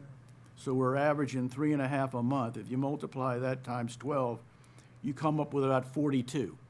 So I think that's probably where we're headed. And I don't see that jump to 51 to be a serious problem in the county. Thank you very Did much you for see that. any trends in Hampstead? Hampstead, for a small town, seemed to have a number. Was it the same people complaining, or is there a reason for it, or is it just dumb luck? You're right. Hampstead is an outlier, and they don't really fall within the average of the statistics. They seem to have more of a problem. I will point out to you that the one officer that we recommended be terminated was from Hampstead. I don't understand that. Chief Snyder is a great guy. I mean, he's doing his job. He's doing his best up there. So, I don't know. I can't, maybe it'll settle down. Yeah, And, hopefully. we hope it does. The chief, came under fire from the Fraternal Order of Police. I don't know if you saw that letter or not, but they were quite angry with some of the things he was doing. But I feel that he's a good man, and he's doing the best he can.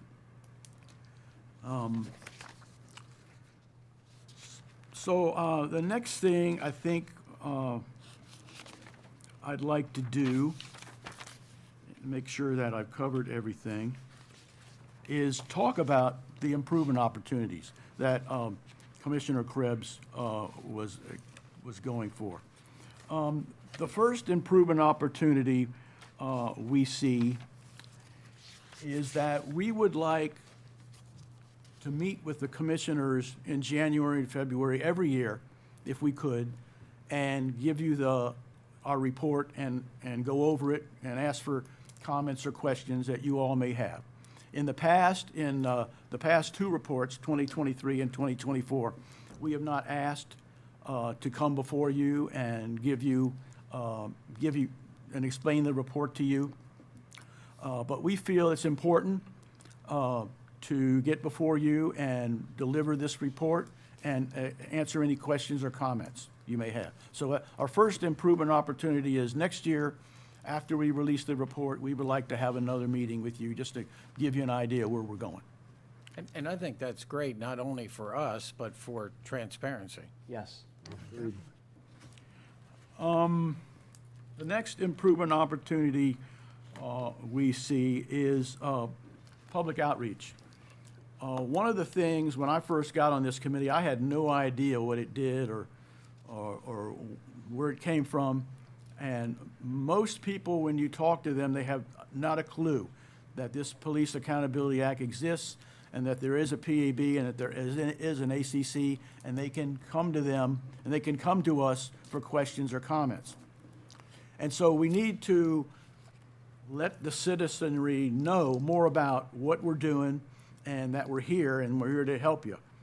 And so one of the things we're trying to do is public outreach. Last fall, we we got a booth at the Fall Fest, and we developed a brochure, and we talked to the people as they walked by, and we let them know who we were, and it was a great experience. A lot of people learned a lot, and we learned a lot about the communication with the public, but that's something that we're trying to do.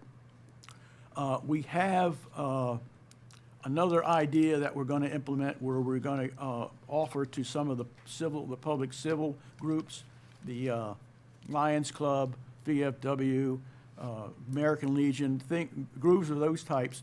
We'd like to get before them and give them an overview and so of what we do. And so what we're going to do is we're developing sort of an outline to speak from and a PowerPoint that we can go to the different civil groups, civic groups, and let them know who we are and what we do. We feel that kind of thing will be getting the word out. And we probably want to rent another booth next year at the Fall Fest. I don't know if we're going to do any more activities like that, but at least we want to do that in an attempt to get the word out. And in doing that, we would appreciate any support that you could provide.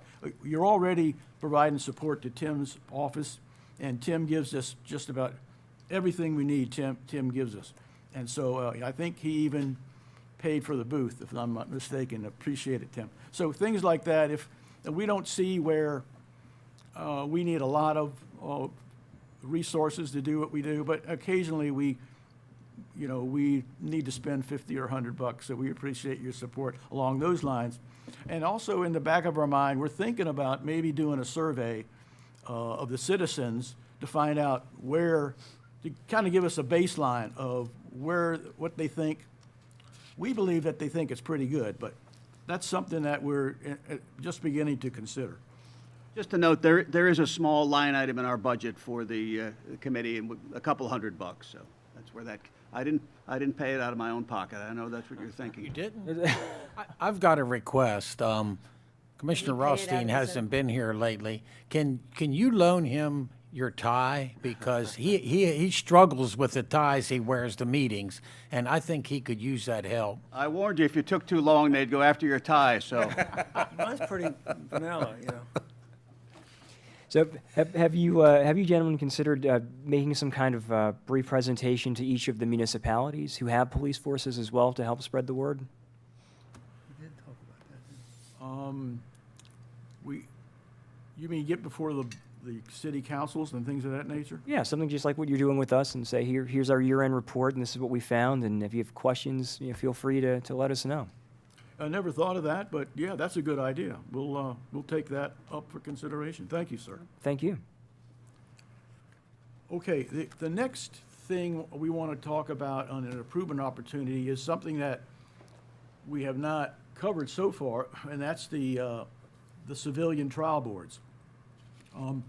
If a police officer gets a complaint against them and the ACC determines it to be a chargeable offense and charges the officer, then the police department has to implement that penalty. If the officer, what they do is they don't implement it, they have to offer to the officer the penalty. The officer can either take the penalty or he can request the trial board. The trial board is the final step on whether, he gets disciplined or not. And so last year, we had 4 or 5 requests for trial boards. Some of them were from most of them were from the state police. If a state policeman pulls over somebody in Carroll County and they complain, and there's a trial board, then the trial board, one of the trial board members has to come from Carroll County. So my point here is there are only 2 trial board members in the entire county that are eligible to serve. So we're trying our best to get a couple of more, maybe widen our bench a little bit. I took the training for the trial board, but I can't sit on the trial board because I also sit on the ACC. After I get off this assignment, I could probably serve, but we're trying to get a couple more. I have another guy lined up who may be able to attend the trial board training this summer. That's when the next one is. And so I just want to make you all aware that we are working hard to get more people onto the trial board. And the next topic comes down to requesting a change in the county resolution. You've heard us talk about the turnover in our 2 committees. You've heard us talk about the difficulty in finding people to serve on this committee because of the training, because a lot of people are working, because a lot of people don't understand what it does. We don't get a lot of applications. And so what we want to do is we want to stagger the term, in order to prevent what we've been talking about, we want to we begin staggering the terms of our different, of our 2 committees. But we also would like to extend the time, the term of the committee from the current 2 years to 3 years.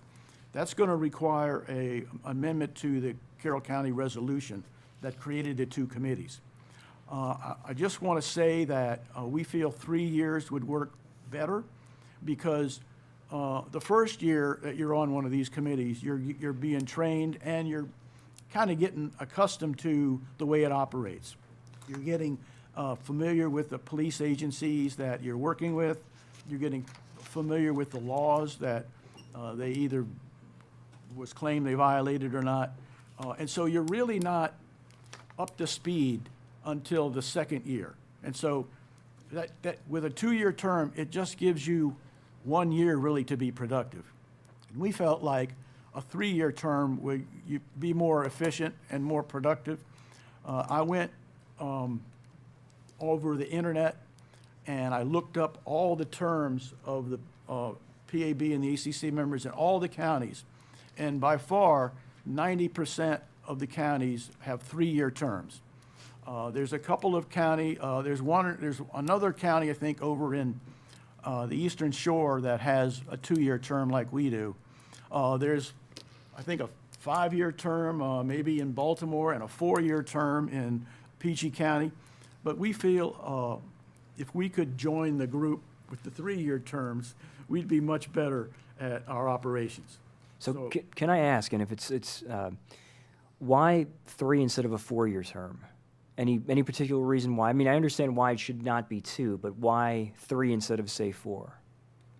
Well, we give the folks on these committees opportunities to serve twice. So they could be appointed, serve a 2-year term, and then serve another 2-year term. So that's one of the aspects that we're asking to continue with, only with a 3-year term. I don't know why somebody would pick 4 years or 5 years. I guess it all depends on the county and the kind of issues, or in the case of Baltimore, the kind of issues they're facing. We're only a 5-member board, and Baltimore, I think, has like 17 members on their board.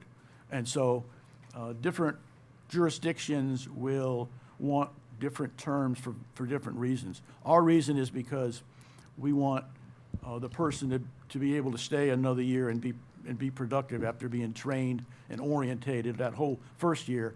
We feel it would make a difference in our operations. Thank you very much. And it's also a lot of work. When people get on here, that they don't just show up for an hour a month. That they've got to review body cams at home, footage, hours of that. So it's a lot of work, and I think 4 years would be a big A ask. little too much. Tim, you're not getting out of your term. You know, in some of the jurisdictions like Baltimore City, I'm not suggesting this for us, they pay a significant salary to their people. I'm talking about like $30,000 or more for some of these positions. So I guess having them longer is great if you're locked into that. But, I think it's a good, it's a good thing for citizens of the community to be involved with. We all take a lot from the government as we grow up. Now it's time to give something back as you get older, and I feel like I'm really been privileged to serve on this body, and to to be able to render judgment, and as a discipline comes, we lay heavily on, we listen to the chief's recommendations. In fact, we ask them, please give us your recommendation on what you think we should do. And we give very serious consideration to that.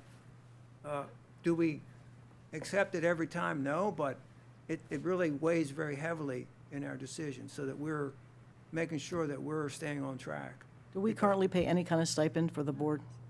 Yes. Yeah, we get a small stipend, yes, ma'am.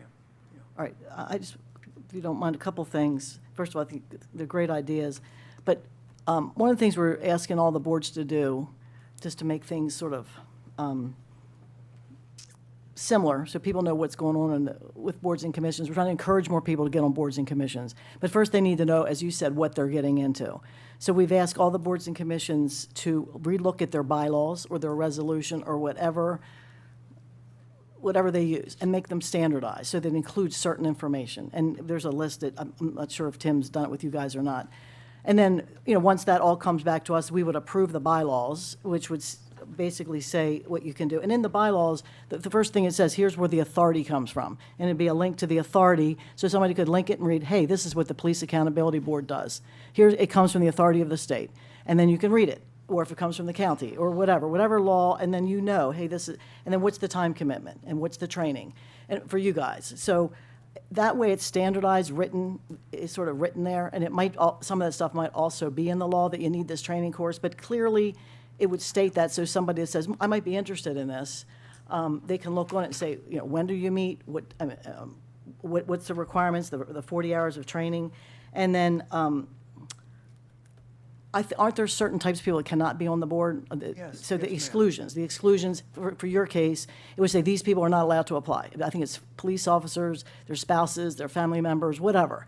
Whatever's included, it would say in there, these people cannot, or somewhere, whether that goes in the bylaws or somewhere on the website, because you guys should have a place on the website. Because I'm going out to communities trying to say, we need people on these boards and commissions. We got a little handout that we're giving them, but they're looking and they're saying, okay, what do they do? Well, it should be that they can look through these things and which things am I interested in, what's the requirements.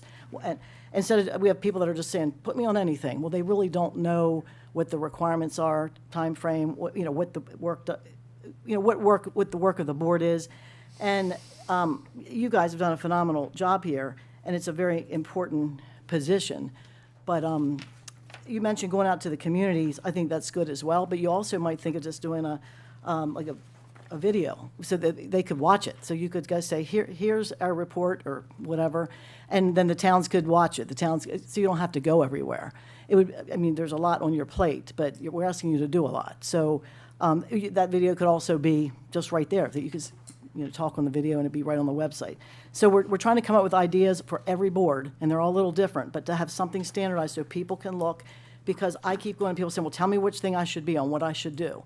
But once they read it and read what the requirements are, like even posting this report right on your website, right there under your board, then they could read it and say, wow, this is really interesting. It's just a place to go to. And then we are going to try to push some of this stuff out to people and say, okay, when I say push it out, we have a database that we all have that we can do press releases, or we can send it out to our constituents, that we can, when openings occur, here's an opening and here's a link to what the board does.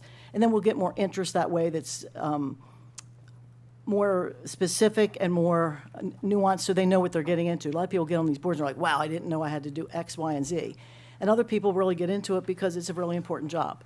So I don't know, Tim, where you are on getting your, it also tells who you serve under, what staff member is in charge of your board. And I assume you're saying that our attorney is, so he's the one supposed to be telling you to update the bylaws. But you understand, once we get this in place, hopefully it's going to be more smooth.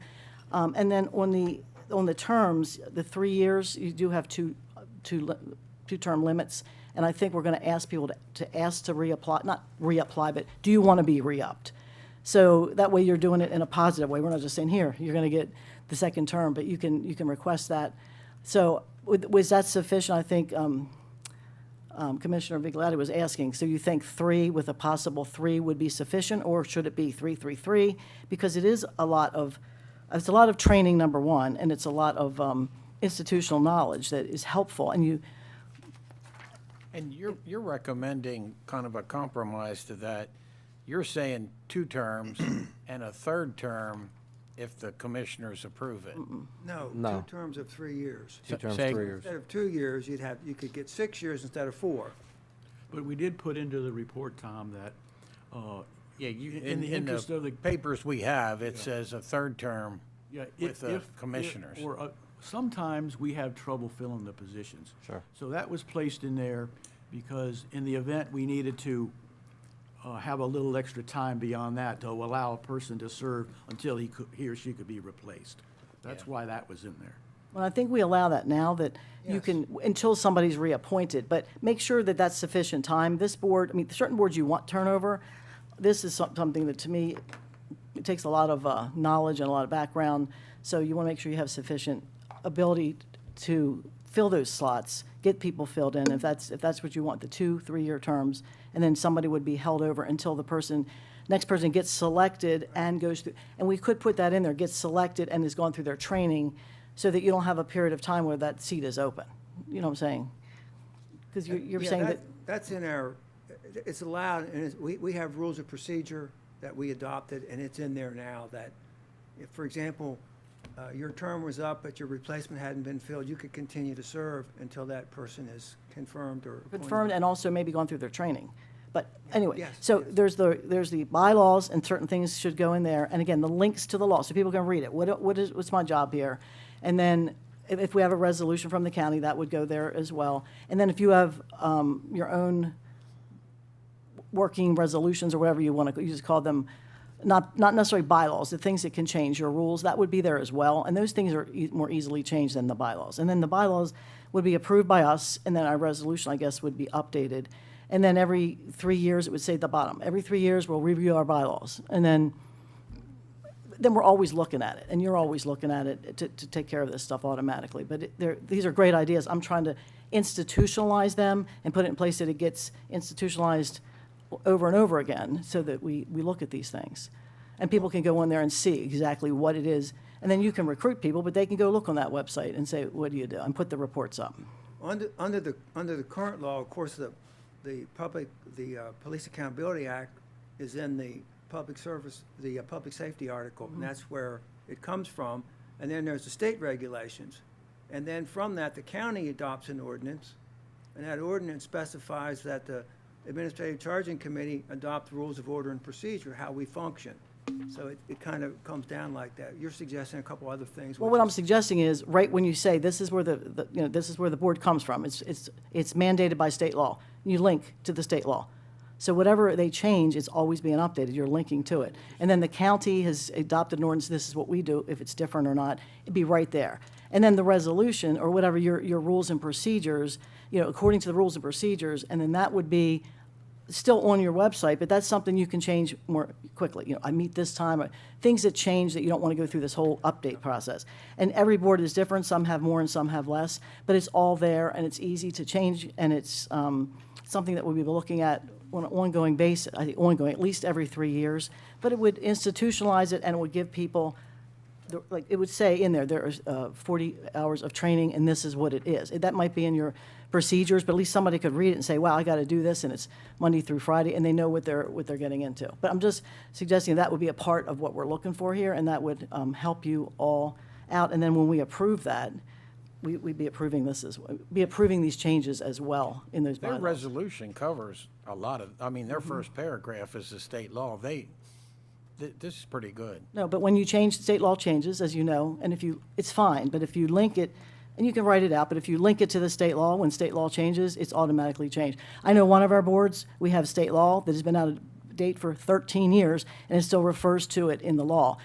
So we won't have to, say, did state law change? You can just link to it, and you know what the new state law is. And it's better than writing it out. So, Commissioner, you're speaking of standardizing all the board's bylaws. Is there a template that we're going to get to? And it doesn't mean, you'll see in general, most things like, what's the name of the board? How many members does it have? How do they get appointed? Are they appointed by district? Is it in the law?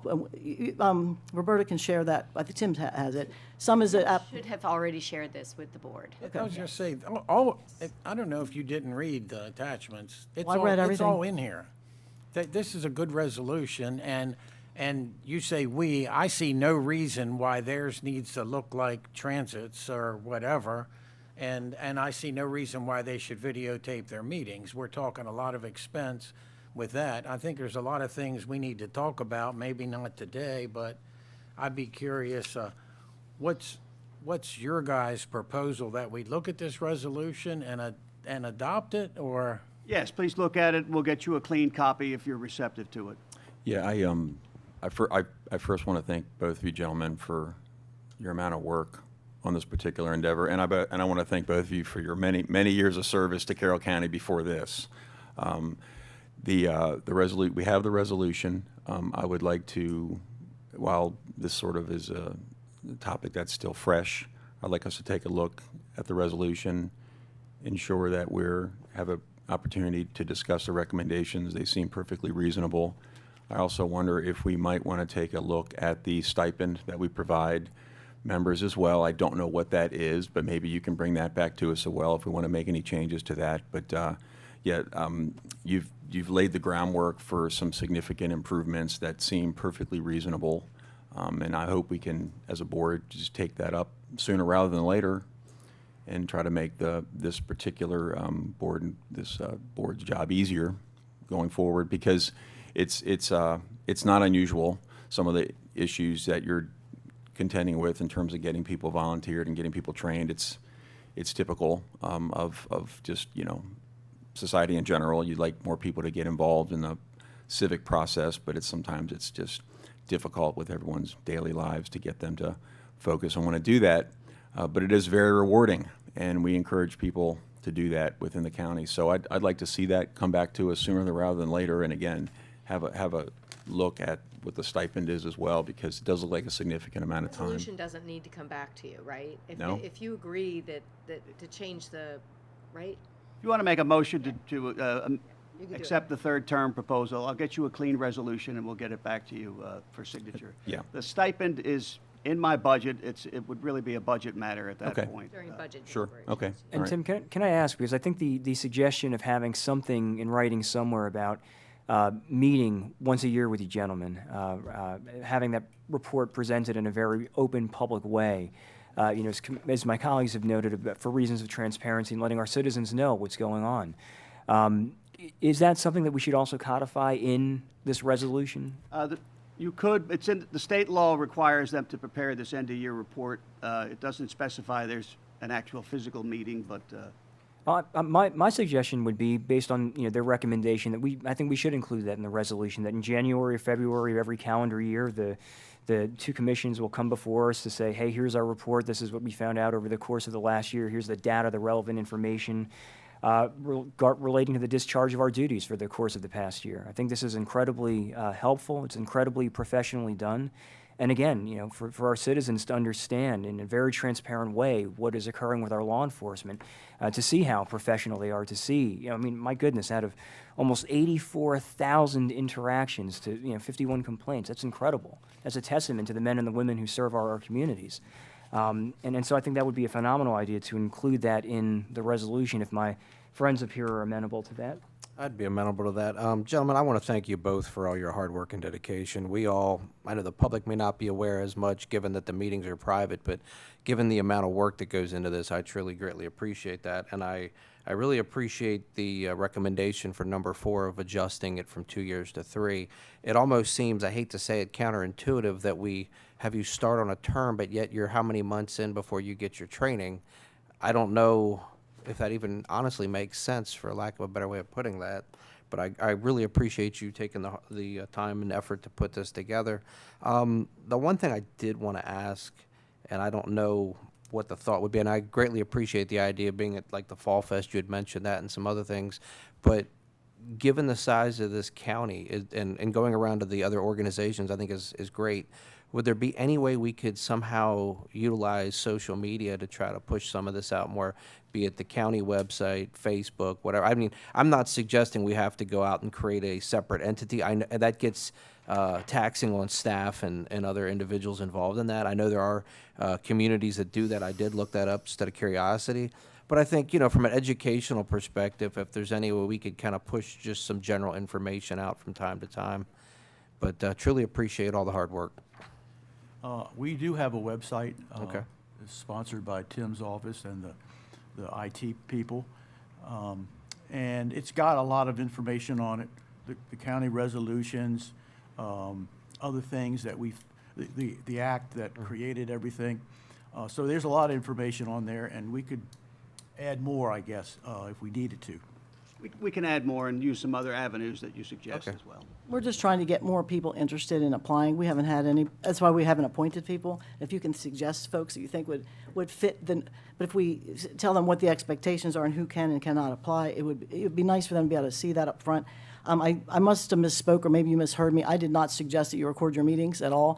What I suggested, instead of running all over, that's a lot to ask of you, if you wanted to do a video or something that could be sent out to the towns, and just, what you would say, and then it could be captured, and then you could push it out to more folks, then people could watch it, and it would tell about your experience on the board, what the board does, just like what you've said here today.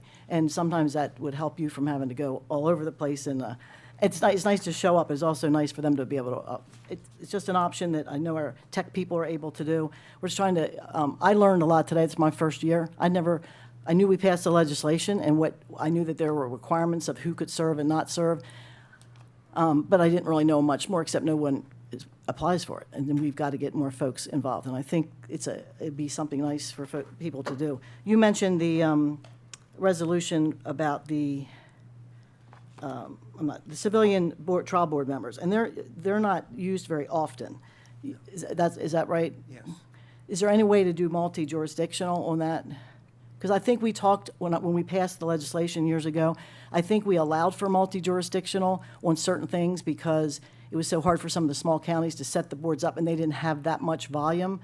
But if you when I say if you don't have that many people that are able to do it, you might just say, okay, us in Frederick County, pull them together for the once or twice a year that they have these issues. It's just I think it's allowed if you can't find the folks here that qualify to be that, on that civilian trial board.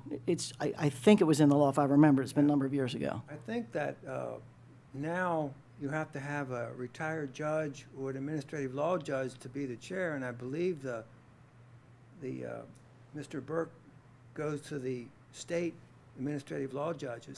Okay. But of course, they don't do that free, so that bill comes back to the county for that effort. And the other two are typically volunteers. A lot of these, they go through all of the work of setting it up, and then the solution is worked out, and then the trial board just gives their blessing to it. So it's kind of like I guess like a plea bargain type thing. But most of the cases don't go that far because they're not oftentimes termination recommended. They're other, maybe a letter of reprimand or a day off without pay or something. So they're not used that frequently, but when they are needed, they need to be in place. Absolutely. Well, that's why I'm suggesting if it's a problem staffing it, it could possibly be, because that was brought up by a lot of the small counties. I know that much. And just in closing, can I have a motion to increase the term to 3 years? I make a motion that we increase the term to 3 years and put that in the Resolution. resolution, also into the bylaws that, thank you. We have a motion. Do we have a second? I have a second, but also wanted to ask, I know they had mentioned the staggering of the terms. I think that's very important that we include that as well. Because obviously the last thing we want to do is have a completely fresh board for either of those. Open to amending the motion to do so? Yes, and you could figure out, I think with the intention of having some staggered terms, but it might be difficult with how it's circulating now. But if you want to word that how you'd like. With the current members, we do have kind of staggering just because of when they were appointed. So unlike the first time, we had 4 left at one time. Now, like when Bill became a member versus some of the other ones, there's time in between. So Depends on when people resign, yeah. it's probably not as big of an issue as it was in the beginning. I think we could stagger the terms from our standpoint. We don't need you all to Exactly. put it in a resolution and require it. We can figure that out. I mean, if you want to put it in there, that's fine. But I think we could do that at our level. Just when we fill, we'll begin the stagger process. And if someone needs to leave, we just need to be able to fill it more quickly. And use your judgment on that, leave that open, because the intention is to not have everybody coming and going at the same time, but I think, I understand what you're saying. Yeah, I like your motion with the 3-year. No, Don't okay. tie their hands I agree. on, No, I agree. like you say, you guys will work that out by how Absolutely. people leave, and we don't want to tie Right, you your got that hands motion? more than- To increase it to 3 years, two-term limit, and then you can stay on until the term is filled. All right, so you're remaking the motion No, I without... didn't make it, it was the same thing. She didn't modify it, so we're good. And did anybody have any thoughts about the thought that I had about including an annual meeting in the resolution? Or is that something that we do not need to put in the resolution? We're going to review the resolution, correct? Correct. Yes, We but just I want think, the 3 years so you can make that work now. yes. Okay.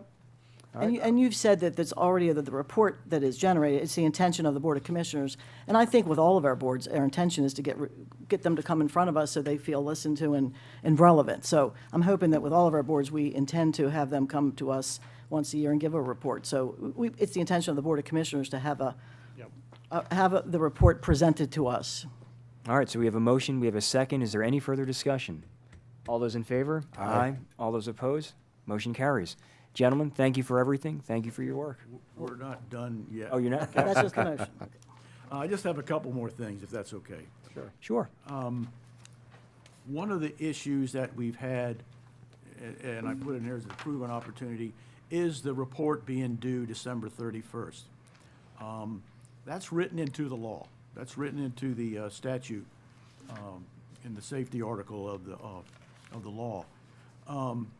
We've had a problem with December 31st because the data is being gathered all the way to the end of the year. The traffic stops, the encounters with police officers, the calls for service, they all keep going until the 31st. So you really don't have a big picture of just exactly what the statistics and what the numbers are until the year ends. And to have the report due on December 31st, especially with the ACC, it doesn't hear its last cases until the second week of December. So we wanted to push that date out to January, but and I wrote it in here. But then I found out one of our members of the bill, the law requires that. So I would just tell you that this year we prepared the report about a week before the end of the year, and we got most of the data in there, but we didn't get all of it. There is some that did not make it in there because it was not the end of the year, and we couldn't get it in there. So I'm thinking, we can't change that, but in the future, there's no penalty if the report is a little bit late. So I'm thinking maybe next year we will get all the data so we can be thorough, but the report may be a little bit late. Just making Makes that sense.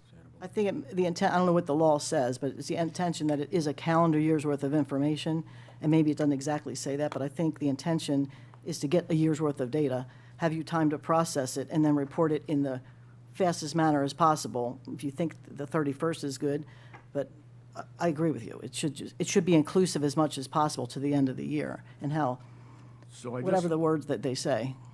I just want to mention that as an alert to you all. And then Do you just need us to write that in the resolution? Do you need us to? No. Okay. And just a couple more things. The PAB has a website that we have a button on, and if you feel that you were wronged or an officer had misconduct, you press the button and you can fill out a form and you can send it to the attorney's office and they forward it to us. One of the things that the PAB wanted to do was have another button on the website next to the complaint button for a commendation button. If the police officer was really good, we wanted to hear that too. But we were told that the county does not allow a button for kudos for county employees. So we were exploring, well, okay, so if we can't have a compliment button, maybe we could have a comment button that would give people an alternative to pushing a complaint button. Maybe they're upset or they need to let us know something, but maybe it's not, in their mind, it's not rising to the level of the complaint. They could push another button and say what's on their mind. So we've had a little bit of trouble getting that up and running. But we're working with the legal office now, and hopefully we'll be able to get that button, that other button on there, whatever we call it, in order to give people a choice. And I'm not so sure, Roberta, you can correct me if I'm wrong, we cannot have a compliment button or feature or... Get email. It's a little more complicated than, if I may, so I'll get back to you. Okay, all right. Well, and the other thing, you don't even have to call it a compliment. You can call it, well, sometimes it's opportunities for improvement, or sometimes it's kudos, or whatever. But just an opportunity to comment in one way or another that's less than a complaint. if we can do something like that, I think it's not a bad idea. And there's nothing preventing a citizen from contacting a local department and saying, Officer so-and-so did a wonderful job. Right. Just avoiding this process altogether. Anyway, the PAB would like to have another button, that's all I'm gonna say.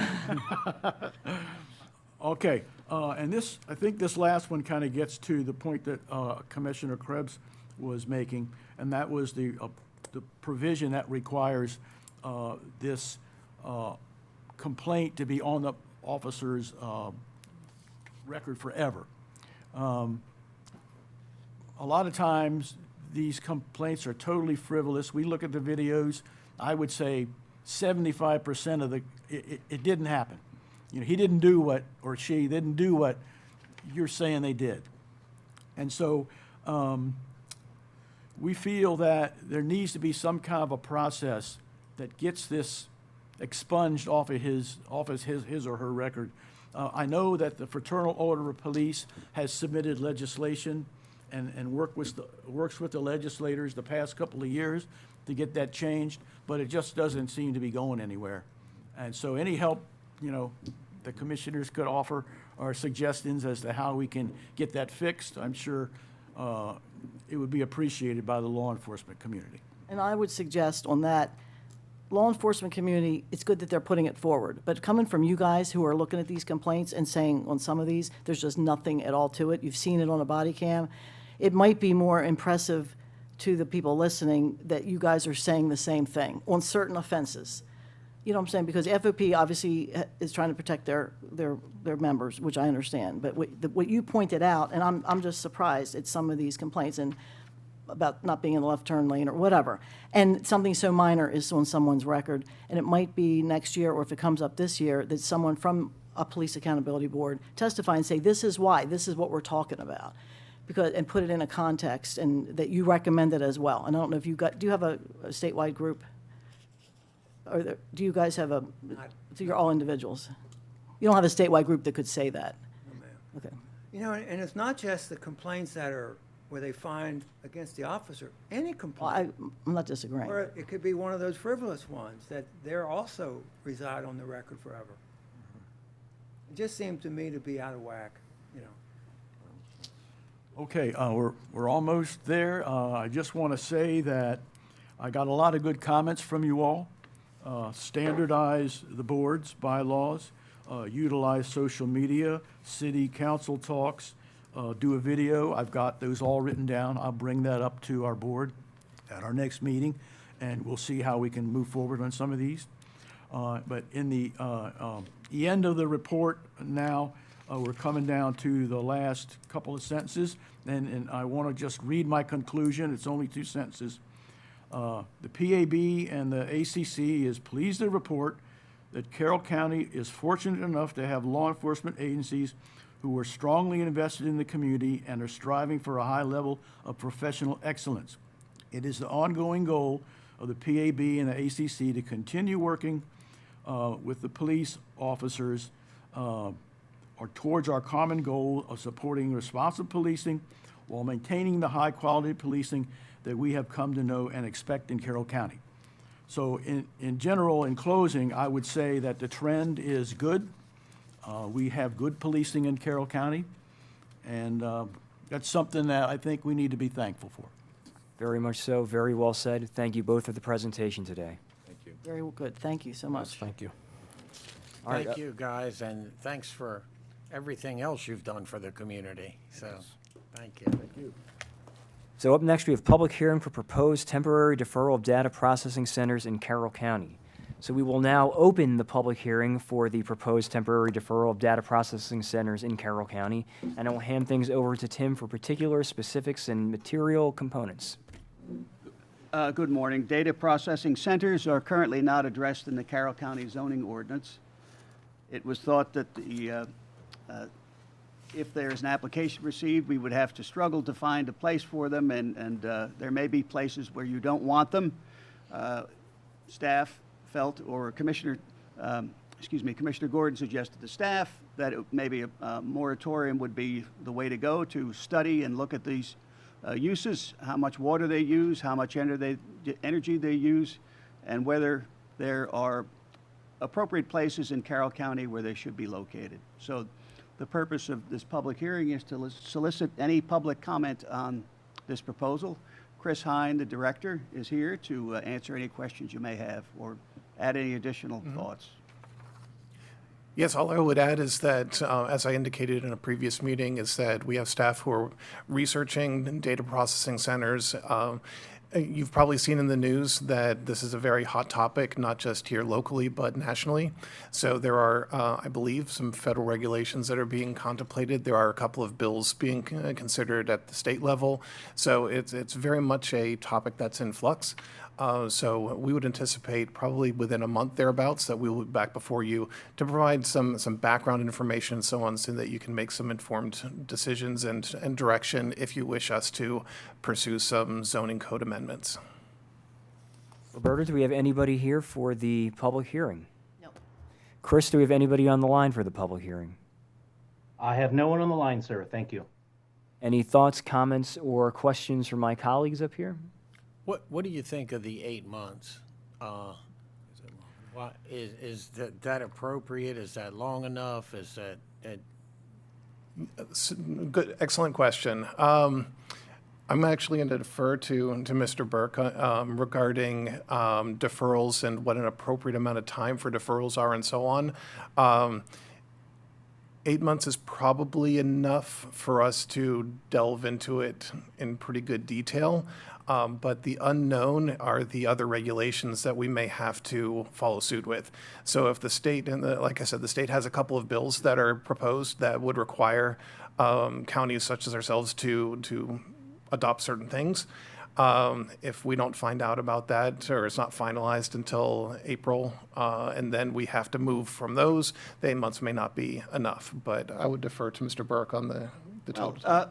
You don't like to have an endless deferral, and particularly with regard to the previous ones we adopted. There were projects in motion, going through the process where you didn't want to have a long moratorium. In this case, I would say a year would be reasonable. We don't have any pending applications. You haven't heard of any that are in the pipeline, That's so what I a was year wondering, would not if it could be 12 months I instead think of that would be 8. defensible. Now, you've got a lot on your plate that we want to get finished up, but this is really important too. Yes. And I've been forwarding you some emails, and I've got a lot more. I will stop that if you want. I'm No, I appreciate This the discussion's information. happening all over the place. Yes. It's nice to know what other areas are doing about the same thing. And as I read them and come across them, I was just, if you don't want them, I can stop forwarding them too. But it's just, of interest of what is going on in front of us. And then ones that have already moved forward, what the challenges are or what the opportunities are. Yes. No, I very much appreciate you forwarding the information. Yes, that's helpful. And I make a motion that we do this for a year, the moratorium. I got to read it. If that's okay with everybody to do it, only to give them time to really come up with a proposal that is, crosses all the Ts and dots all the Is. And they got lots of stuff on their plate today, so they can't really get started. So we have a motion for a deferral for data processing centers in the county for 1 year. Do we have a second? Second. Is there any further discussion? I just would add quickly, as you alluded to, there's a lot of neighboring jurisdictions that are dealing with this issue. Elected officials in those other counties, they see the tax revenue from these data centers, and it's a very myopic view of this because they don't really look at, first of all, citizen concerns, which are legitimate, the noise, the aesthetics, and all those types of things.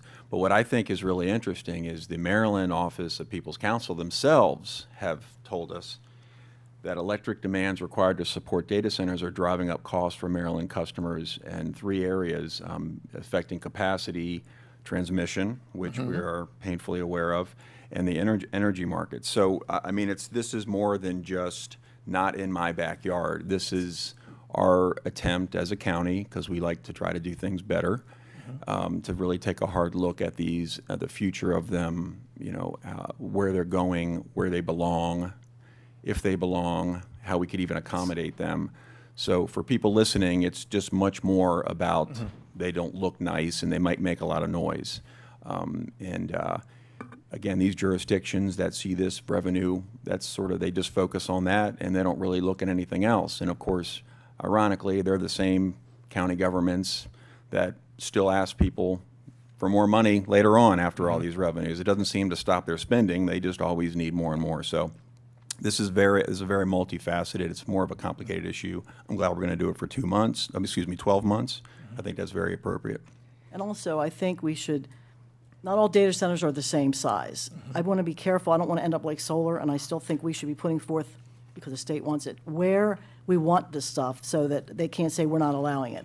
So there are data centers of all sizes. So bulk is important, and we might come back and say this is the bulk that we would allow or not. But I just don't want to end up having the state coming in and saying, oh, you all have to do this, like the solar. The more proactive you are of allowing something maybe, and if everything else, you know, the water and the energy costs, unfortunately, they're going to go somewhere else, and we're going to have the energy issue until they start making them take care of their own load. But you understand what I'm saying? Absolutely. It could be the size of this room. It might, and they might not come here because we only allow it the size of this room, but at least we are not saying no to everything. It's being done in a more purposeful way. Yes. Commissioner Krebs, as a matter of simple procedure, may I ask you to amend your motion to include closing the public hearing? I amend my motion to close the public hearing or make a second motion, whatever you think was best. All right, so we have an amended motion. We had 2 seconds. Is the second upheld? All right. Is there any further discussion? All those in favor? Aye. All those opposed? Motion carries. I just want to say one thing. Yes, sir. And I know we're all on the same page with this.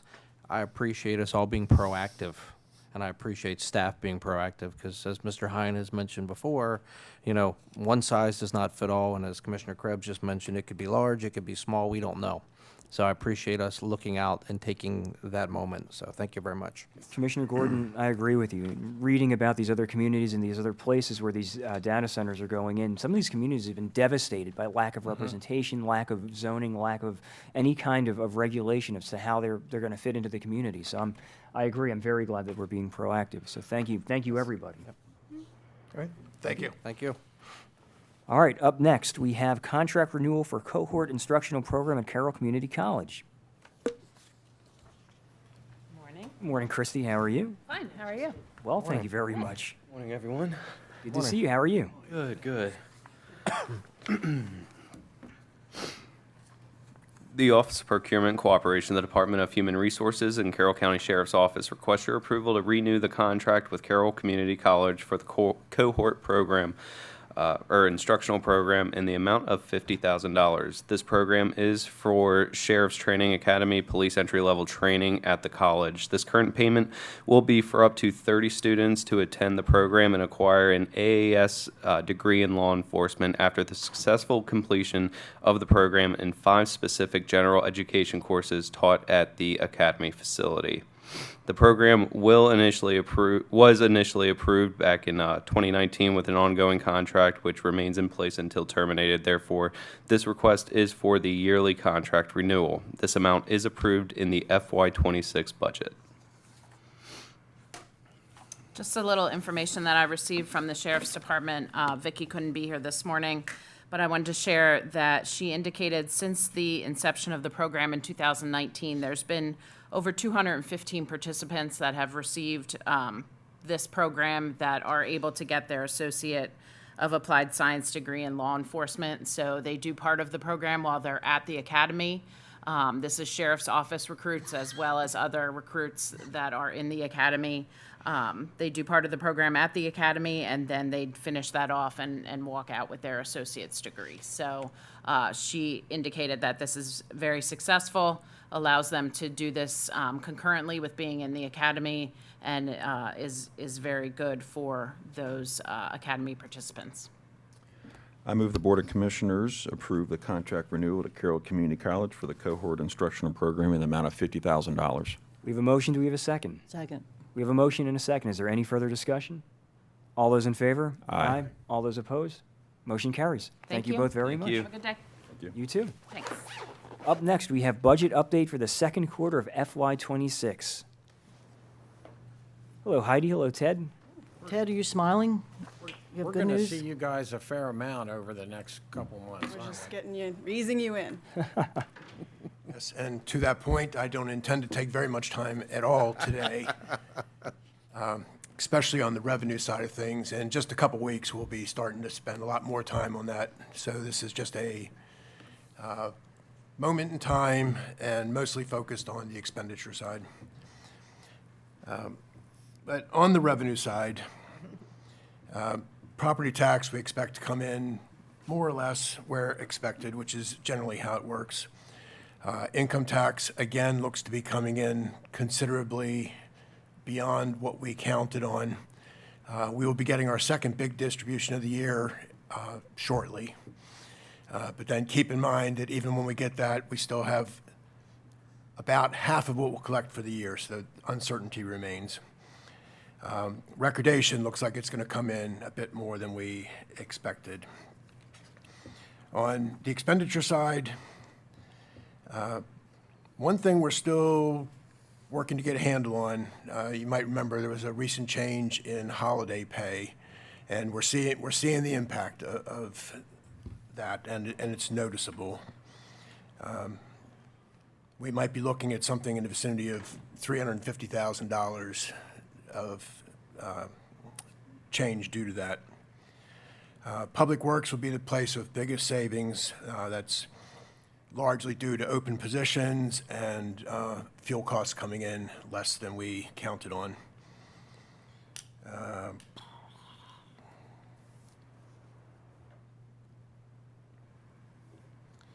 The sheriff, we expect to come in over budget, partially about overtime, and also we've seen an increase in our inmate population. Now, of course, a lot of the costs of the detention center are fixed, but there are costs that are very directly driven by the number of people we have in the detention center. Reserve for contingencies is largely unspent. And really, there's nothing else particularly noteworthy for you right now. So again, just a couple weeks, we'll be starting to look harder at a lot of these things and implications for the future. So that's all I wanted to share with you, and unless you have anything you want to talk about. Any thoughts, questions, or comments from the board? At least it's not all bad news, it's good news. Lots of good news. Every now and then. So will He doesn't some want of you to get too this, accustomed to it, though. will some of this require adjustments to the budget upcoming, the sheriff over budget or the OT versus contingencies, or are there going to be some transfers coming up in this year's budget, this year's actual, or not? Okay. The easy answer is yes. The more complicated it is when we do that. So we'll continue to evaluate this, and we might be back during the year to say we ought to take care of this now. And you might remember at the end of every year, we make some adjustments to get everything into balance. It could be that some of it will be taken care of then. So like on the holiday, we're still working to get a handle on this. Some of the other things, just like any year, we'll watch as it goes through the year and try and determine when to deal with it. Well, thank you both very much for everything as always, and we will see you very soon. Thank you. Up next, contract award for 2026 pipe culvert repairs and replacements, 80 F4 2526. Hello, gentlemen.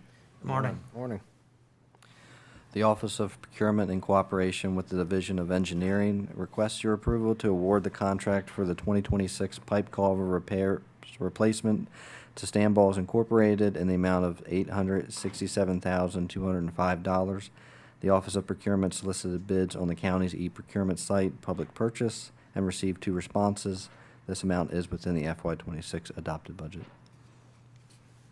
This work is to make necessary repairs, replacements, and installation of new pipes prior to our pavement preservation projects, our mill and overlay and reclamation projects. There are 10 roadways, 28 different sites in this project that'll include pipe replacements, new pipes to address issues, end walls, inlet, stream maintenance, maintenance of traffic, and roadway patching. We are familiar with Stanballs, and they're eager to get started with this work. Any questions? Do we have a policy when we only get one bid I mean, like, how do we get more bids to make sure it's somewhere in the ballpark? I mean, is there a policy on that? So they were within 1.3% of our engineering estimate. So is that I mean, that's a, Typically, if we're within 10% of our engineering estimate, we feel good with the bid. and is it because there's just not other people out there want to bid? I mean, I know sometimes you get bids and they're very different, and that's fine, but when you're not getting bids, it's the reason for that. Stanballs has done this work for us. They sharpen their pencil every year and give us, as you see, a very good price for the work. But is that why you think others don't bid on it? Could be. It's just nice to know. I understand what you're saying. It's just usually there's a whole list and they're very different, and you still pick that one. I defer to procurement if they have any other thoughts. I'm just seeing if there's a policy about how that occurs when you only have one bid. Our policy regarding bids, only getting one, we don't have one in place. We invite a variety of different vendors who can perform this kind of work when we post a bid on public purchase. There could be a variety of factors that impact whether or not companies can perform the work in the time frame that we require for these projects. It can range, so I don't know particularly why we just received the two bids from these companies, but Well, the one didn't bid. It says non-responsive. right. But we don't resend it out again to make sure? I just curious. I believe the solicitation said we take the lowest responsive bidder, and Stanballs was the lowest responsive bidder according to the IFB, so. So what's a responsive bidder? Meaning that they did everything they were asked to do in the IFB. So if somebody's down here like this other one, it's non-responsive, that means they didn't follow the rule? They did respond, but they just didn't respond properly? Is That's that- correct, yeah. Jenny, Could you mean wanted to? It could mean a few different things. It could mean they just asked for information. It could mean that they went 3/4 of the way through the process and then didn't follow through. It could mean a variety of things, right? Yeah. Who has the Carrie or overlay? Jenny, you're more than welcome to. I was just going to say, and Carrie's here too, it does go on public purchase, so everybody that signs up to receive those has that opportunity to bid, and they get notified based on how they choose to get, based on the services. So that is on public purchase. They get notified and emailed. So that's up to the companies to come back to us, and we have no control over, how many of them actually submit a bid. So we try to keep it equal. Is this overlays already under contract and? These are the pipes that are gonna get done before the overlay contracts. But you haven't bid the overlay yet? No, there's the one that's currently out for bid right now, and then the second one will follow that. Yeah, and I could speak for 15 minutes on why contractors don't bid some of these, and it's nothing to do with Carroll County government. It's, they're busy bidding. It's not the type of work they want right now. It's a multitude. This doesn't surprise me a bit, and I'm glad you compare it to the engineer's estimate. And if it were 25% over that, then you'd probably rebid it. But is that worth the time when it's within? So it's a smart decision. We did that last year. This contract was rebid twice last year due to what we felt were exceptionally high pricing. So that 10% is like a number that you? Yeah, I mean, 10%, depending on the type of work, it might go as much as 25, depending on where you are in the market. Market prices right now are anybody's guess. Any further comments or actions from the board? I move the Board of Commissioners award the contract for 2026 pipe culvert repairs replacements to Stanballs Incorporated in the amount of $867,205. Second. We have a motion, we have a second. Is there any further discussion? All those in favor? Aye. Aye. All those opposed? Motion carries. Thank you. Gentlemen. Thank you. Up next, we have approval of increase to the current term contract project limit for skilled trades and professional services. That's a very fancy title. How are you both today? We're well, thank you. How are you? Doing well, thank you, Carrie. Commissioners, we're here today to get your approval to increase the current term contract project limit for skilled trades and professional services from $150,000 to $300,000. Currently, the county's term contracts for skilled trades and professional services have an internal project limit of $150,000.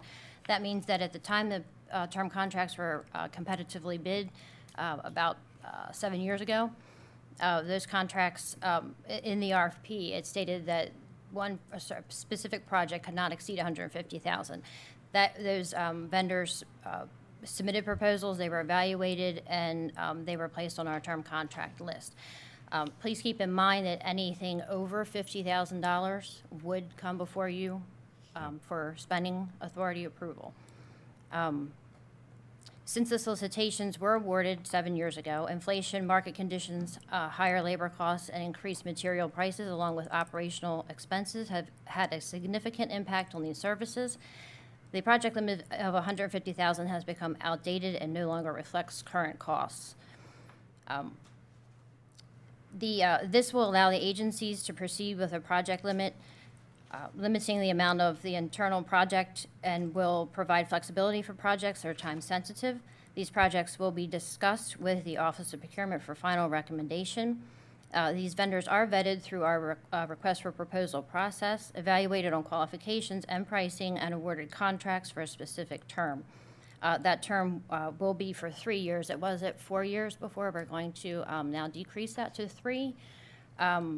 There will be also, we will transition from 3 vendors to up to 7, depending on the trade, the service, how many we need for that, just to give a broader variety of vendors to come in and give more opportunities to those. These rates will also be locked in for 1 year. They will have the ability after the 1 year to ask for a price increase. That will be restricted to up to 5%, I believe so, yeah. yep. And so, again, that would avoid, open market pricing. However, if we feel at the time that the project would do better out on the open market, we have that written into the specs, that we have that availability to go out and bid that project out to obtain better pricing out on the open market. The specifications will allow Office of Procurement at any time to advertise outside the term contract should the agency and the Office of Procurement determine the pricing can be more competitive. And again, the $50,000 threshold would apply, so anything over that $50,000 up to the $300,000 would come before the board for your approval.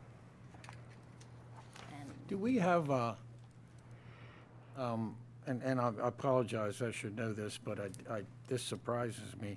Do we have project limits on all the different term contracts? And I understand it, at some point in time, you need to increase them as life goes on, inflation and cost of work and all that. Correct. So yes, for the skilled trades and the professional services, we do. There are other term contracts out there specific to an agency that are outside of this category.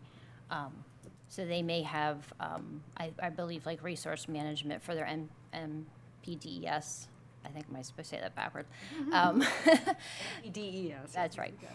They have 200,000, but that's Okay. but this is specifically for skilled trade and for professional services. So mainly Department of Public Works. So I help purchasing, building construction helps purchasing, put out all the RFP and do the evaluations along with other divisions. But essentially every division in Department of Public Works uses these on-call contracts. I just have a question for Tim. Hey, Tim, that's you. I know that there's some limit in state law that you come to us come to them every once in a while is to up it. What is that for? It's for spending and it's for contracts. Remind me what it is. Yes, Jenny usually quarterbacks those efforts, and she's Actually, we just had it increased from 25,000 to 50,000, and that's the requirement that we have to go out to bid for. Yes. Anything under up to $49,999.99, we can get my exact accounting there. We can go and get several bids, or we can go and get. So how does that get applied? What does that apply to? So that applies to, I don't know, Carrie, like what kind of. anything we buy, basically. Anything we would have a requisition from a department and they want to buy. We request that per our policy that the department goes out and gets several quotes from All industry. right, so it doesn't apply to something like this. I just remember. It does. That's what the So- $50,000 in Right. there is. So the Board of County Commissioners. Oh, I see. You have to come back to us. Correct, yes. Yes. And we would receive quotes, so we wouldn't just go to one vendor. We would go and. As you list- do now. Go Correct, to yes, like Kaylee would do a scope of work. So we would put that out to various vendors for, to receive the bids back. And if it's over the 50, then we come before the board for that approval.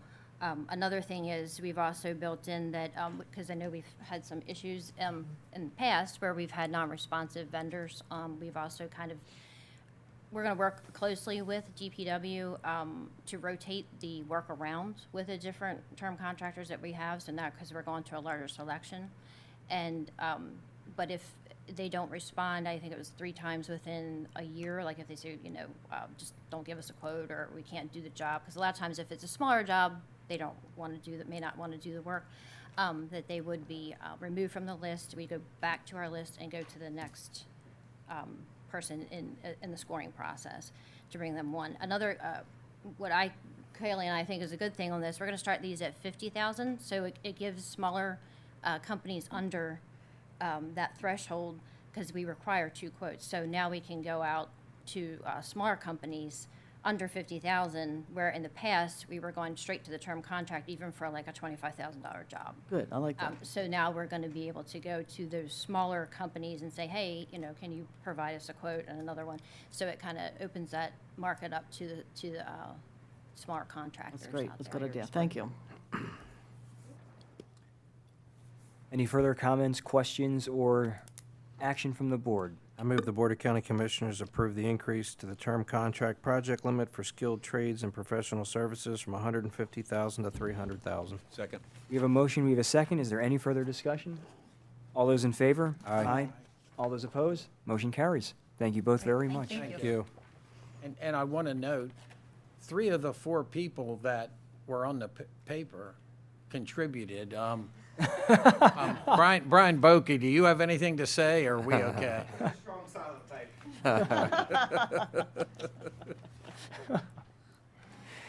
Wanted everybody to feel worthwhile. Oh. We need them all. Up next, briefing on concurrency management report for fiscal year 2025.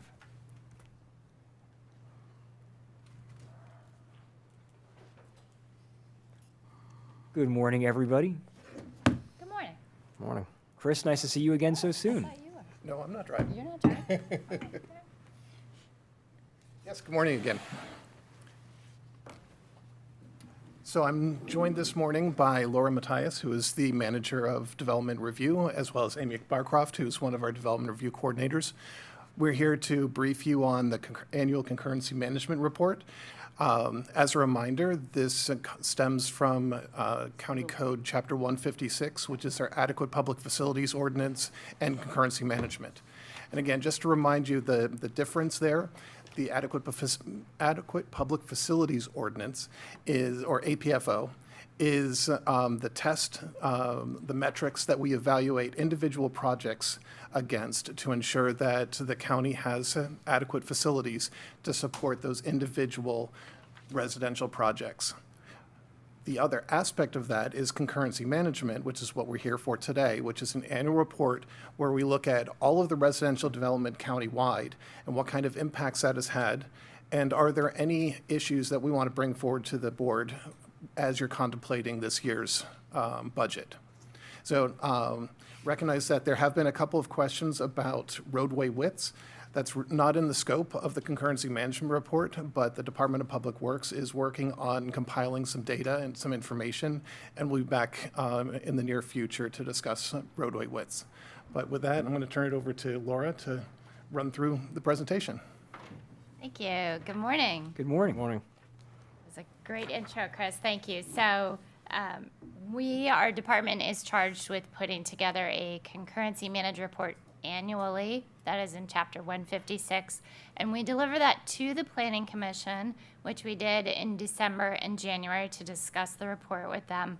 And then you received a letter from them. They forwarded that to you as presented this year with no recommendations. So just as a reminder, again, Chapter 156, adequate public facilities and concurrency management. The purpose is to ensure that residential growth in the county will not unduly strain public facilities. We have talked about this before, so you're aware the municipalities, they independently define adequacies within their own jurisdictions.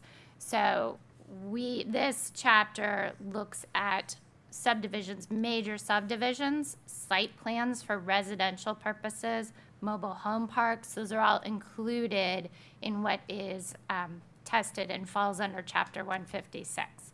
Exempt are our off conveyances, our minor subdivisions, commercial, industrial, and anything within the municipalities, although the report does pull all of that data in. So we track everything that's occurring in the county, whether it's in a municipality or in county jurisdiction.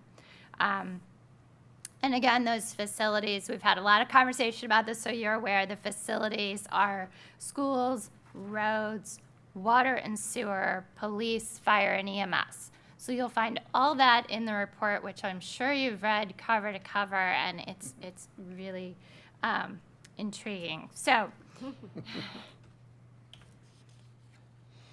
why we're here, again, Chris said, we try to come to you around this time every year to help inform any decisions when it comes to CIP and those decisions that you're making. And then we just have a recap on the next couple slides of numbers, what our numbers look like in fiscal year 25. These are things that we need to include in the report. Chapter 156 says, you shall report on. So the top graphic is the number of residential lots that were approved by the Planning Commission, and we always go back 6 years. We cover 6 fiscal years.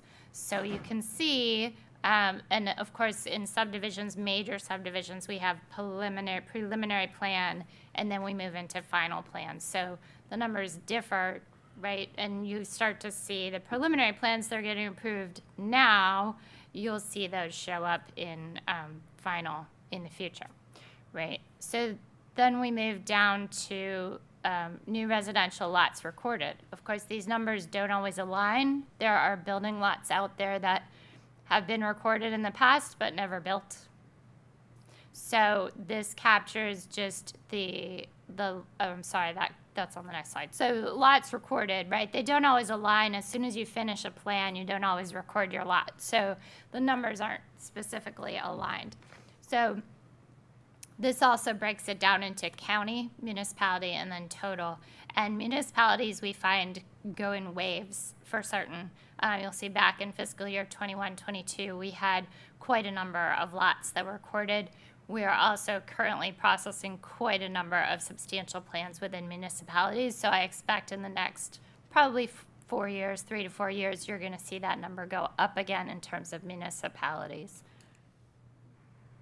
And then I jumped ahead of myself. So the residential units issued, this is through permits. We issue that UNO. What does that look like residentially throughout the county? It breaks it down into municipality as well as unincorporated. It gives that county total, and then it gives the 6-year total. And per that chapter of code, we are supposed to stay under 6,000 in a 6-year period. So we're in good shape there.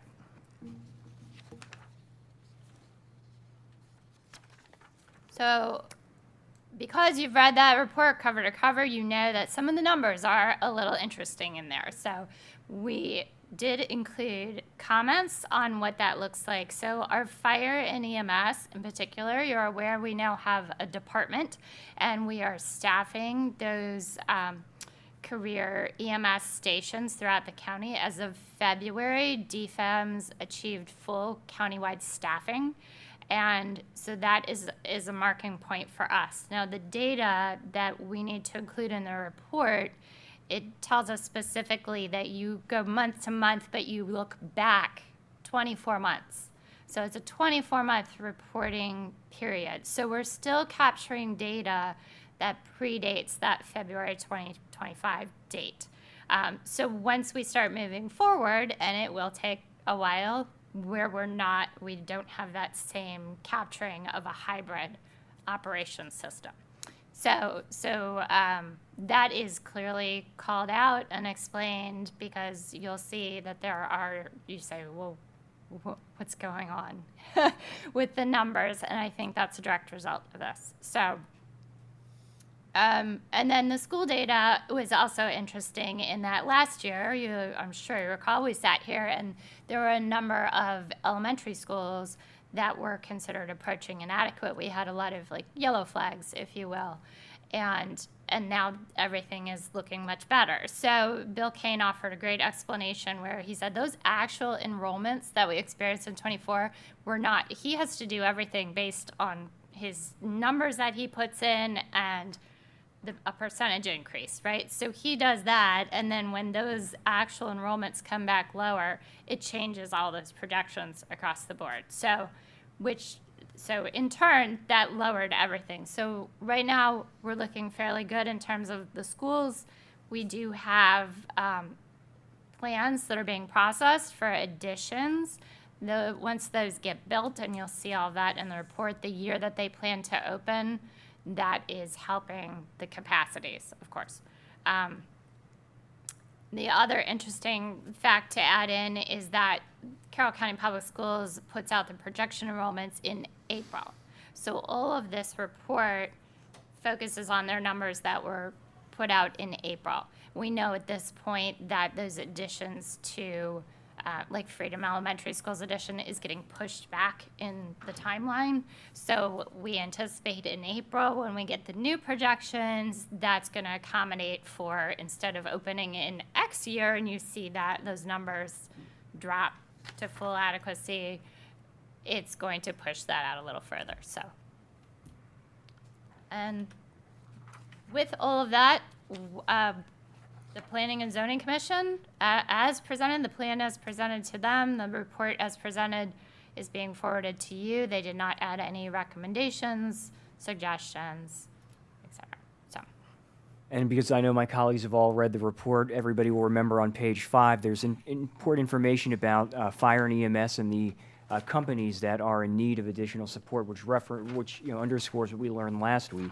And then, as we've all been concerned about what data centers could potentially do to our water supply, on I think it's page 25, you get a lot of the information about municipal water systems, county water systems, that sort of thing, wastewater, all very important relating to our zoning. So this is a phenomenal report, as always.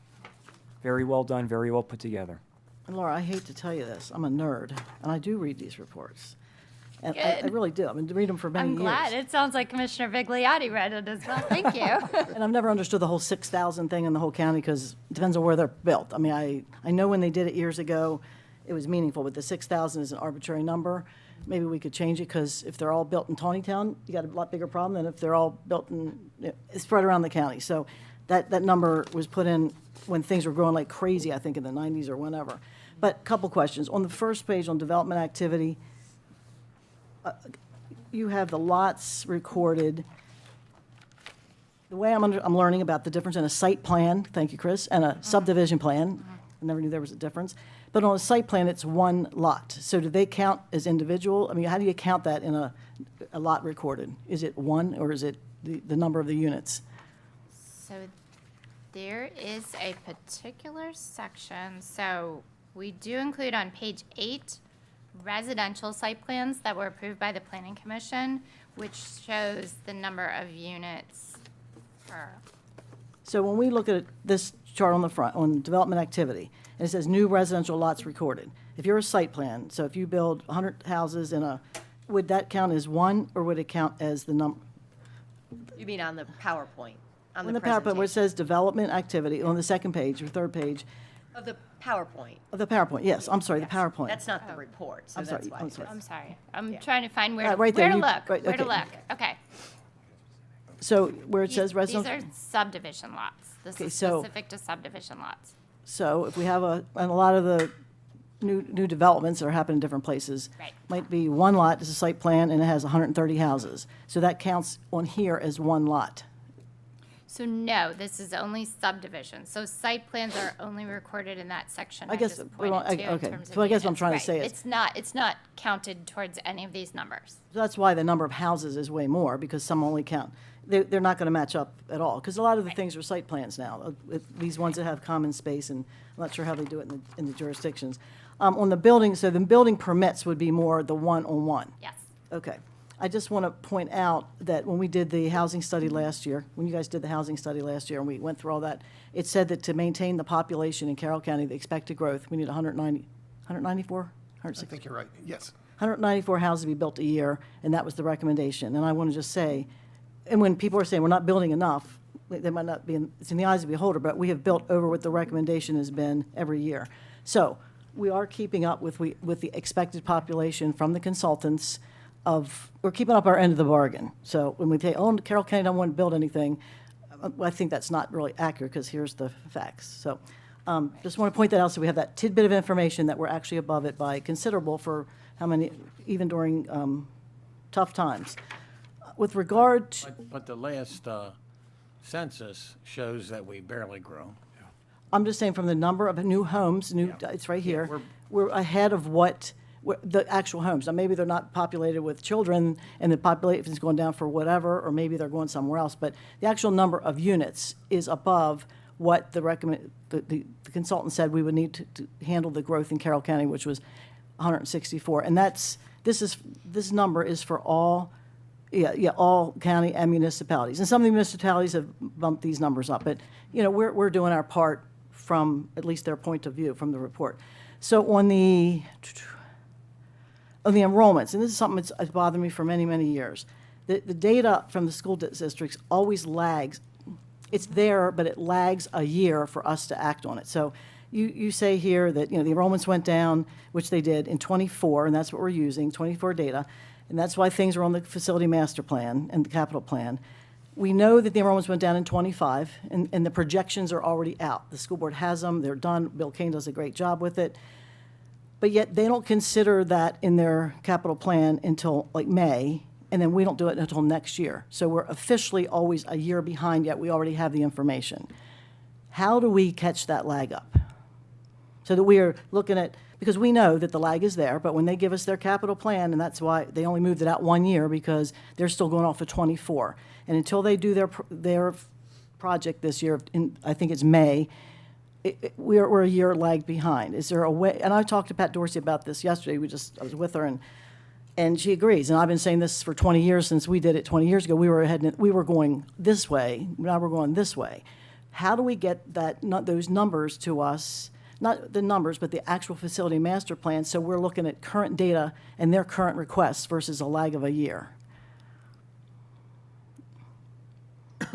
You know what I'm saying? Their schedule is not aligned with ours. Yeah, but I don't think it's within our purview. I could be wrong. Maybe Ted can come Well, we're in. not looking at the most accurate data, so we're not, to take something off, right now, if we're going to take Isn't it something. all I'm sorry, but isn't it all related to state law? I mean, Well, state that's what- tells them when they have to count the kids and all that kind of Yes, stuff, right? the counting of the kids is September 1st, and the putting together of the numbers, and sometimes it takes longer to put a plan together. And I've always been told it's somebody else's rules, but I've never really seen the rules. That doesn't mean they can't necessarily, they have to give things to the state at a certain time. That doesn't mean they can't act sooner on the data that they have. And maybe it's just, and I'm just asking for that conversation, because we're always lagging a year, whether we're growing or whether we're going backwards. And then our plan is always a year behind. So currently, we're looking, their recommendations will not come to us from the 25 numbers, the ones that they got in September, which have gone down further in certain areas. They're not adjusted for us until next year.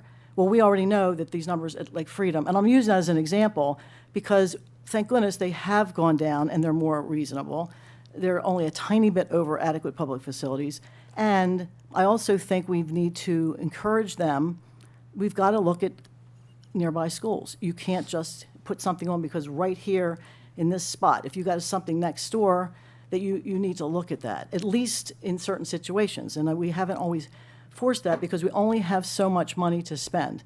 And if we're going to spend it, on an addition here, and I've said this before, for an 80-year-old school and spend whatever millions of dollars it is, you just invested in this whole new portion when that could be used for something else when you have seats at the next, and it's been like that in other, we built Manchester Valley, and we had seats right next door at Winters Mill, and the enrollments were going down. So I'm just saying, we need to learn from that, and that's because the information, it was always lagging. And again, it's lagging here, and they've pushed it back a year, but it's still in our plan. It's still in the, it's pushed out a year, but it's still in our capital plan, and if it was freed up, it would give Ted less heartburn.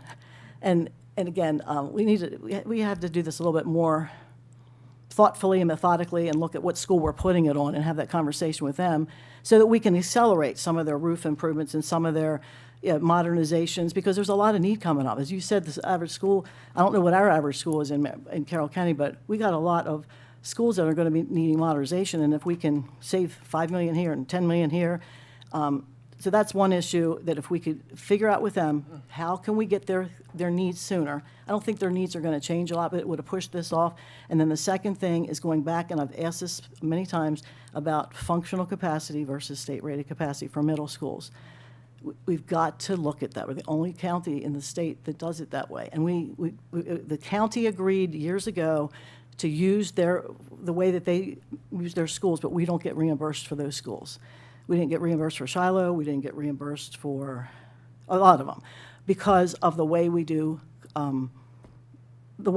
functional capacity. And we got to say, okay, do you want to spend 15? Because it's Sykesville. If we continue to use functional capacity, and they're going to build a lot of stuff, there's all these townhomes and things they want to build in Sykesville, it could put in APFO and it would stop them. And really, they have the room based on state capacity. So it really is a matter of, are you going to be able to build someplace, or are you going to put it on hold because we use this different number? And I keep bringing it up because we've got to look at that. It's about 100 students difference. It depends on the size of the school. It's significant. So right now, the state doesn't think we need it. We're not going to get a penny from them. Well, but you also probably wouldn't buy it, because if you're using state-rated capacity, then you wouldn't be over capacity. That's my point. Yeah. That is my exact point.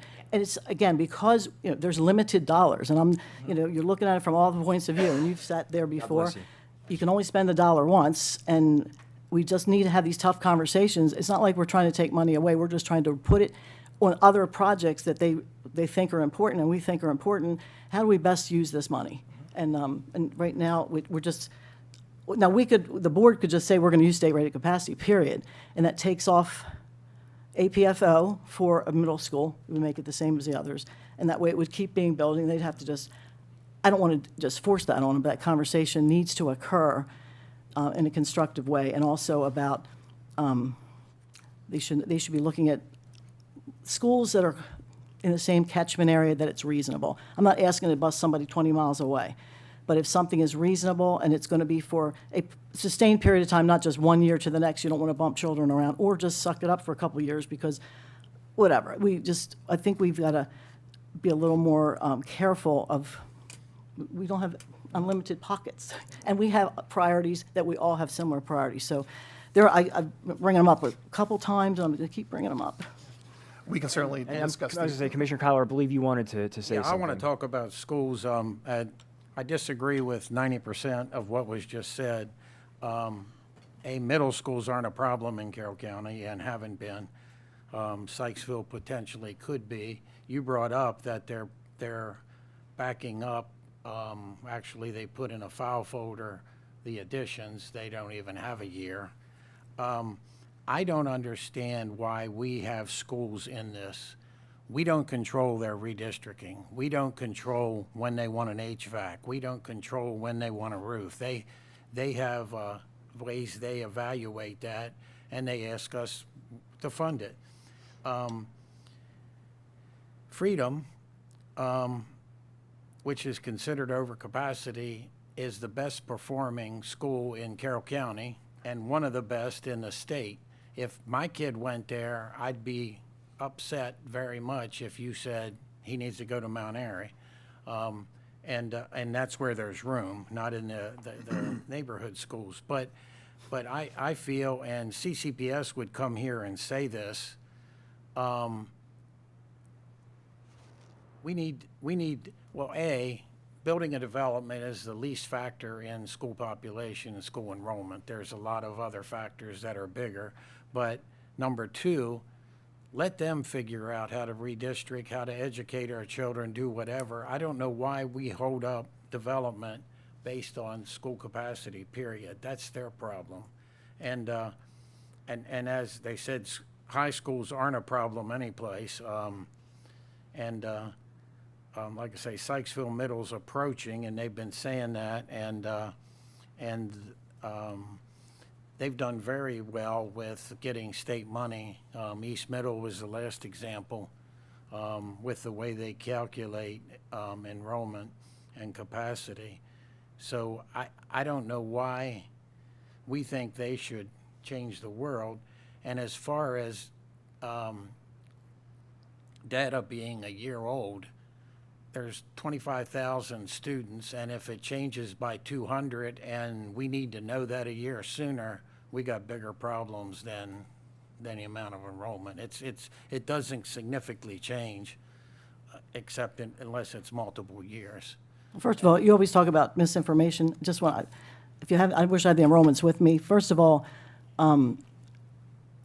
there's no reason that we'd ever send a kid to Mount Airy from Freedom because they're in different catchment areas. That's how they would redistrict if they were, Well- we evaluated that, and that's the decision they made. Okay, well, I will just, if you look at your new enrollments, there were 116 students over at Freedom, and there were 116 students under at Eldersburg. They're 1 mile apart. That's what I'm talking, I'm not saying you need to do it, but for us to fund things, and the state will not fund it, the state will not participate because they do look at those adjacent schools. So why'd they participate in East Middle? Because it's a replacement school, and it's different for replacement schools. Sykesville would be a replacement school, but you're saying they wouldn't participate? No, Sykesville, they want to put an addition on, it's not a replacement No, school. they don't. They want to do a replacement.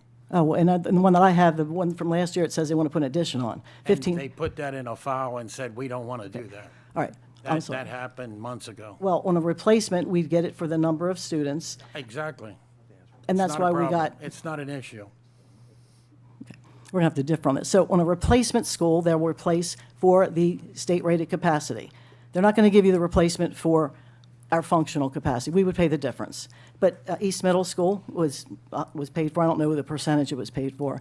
And Sykesville, they'd pay for what state-rated capacity would replace it. If I had not seen that that had moved up, they still have we still have the old one and it still has the addition on there. But what I'm worried about, some of these developments are going to hit APFO because of what decisions we've made, and it's going to stop them. And we're going to be back here saying, okay, we're a tenth of a point here over, and we're this much over here, and the stuff going on in Sykesville is going to have to stop, and some of this other stuff's going to have to stop. And we need to decide if we're going to continue to do it this way. And then they can do whatever they want, redistrict, not redistrict, but they've got to understand, one of the things that we put in their facility master plan a number of years ago, when I was there, is that if it didn't meet state funding guidelines, it doesn't mean you're going to get it. It means if it doesn't meet their guidelines, it would not go in the facility master plan. And that way it gave us all a clear idea, because they're trying to make sure you're filling up your schools, and that's a good way to practice. Now, you wouldn't always get funding for it, but do they qualify? So the last master plan I saw, Sykesville still had the addition on there. I did not see the replacement on there at all. That's a number of years out. It happened in meetings about 3 months ago. And that's my point right there. So they've changed, if they've changed that, we don't even see that until they adopt it in May. We won't see it till next year. So you've made my point that we need to get that information sooner. Why?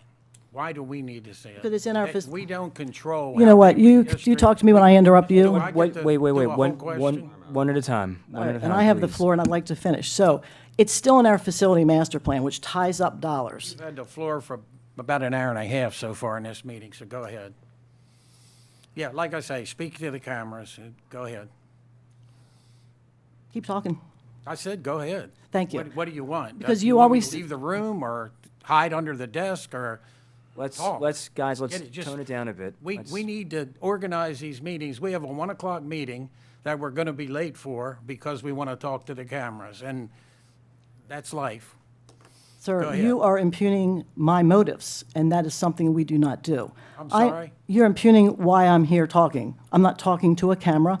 I'm trying to make some decisions. Talked about solar when we were talking about a whole nother subject. Yes, you are. Okay? I'm I'm sorry. gonna- We need to get these meetings where we're concise, I'm gonna- respect each other, and get done. All right, I'm going to step in as president here. I'm going to end this conversation between the two of you because we really do have to move on. All right, no arguments. We're moving on. Thank you very much for the presentation. I hope you all have a wonderful day. Any further questions can be emailed to Chris or staff. Very good. Thank you. Thank you very much. All right, up next we have briefing and discussion on the Consolidated Transportation Plan.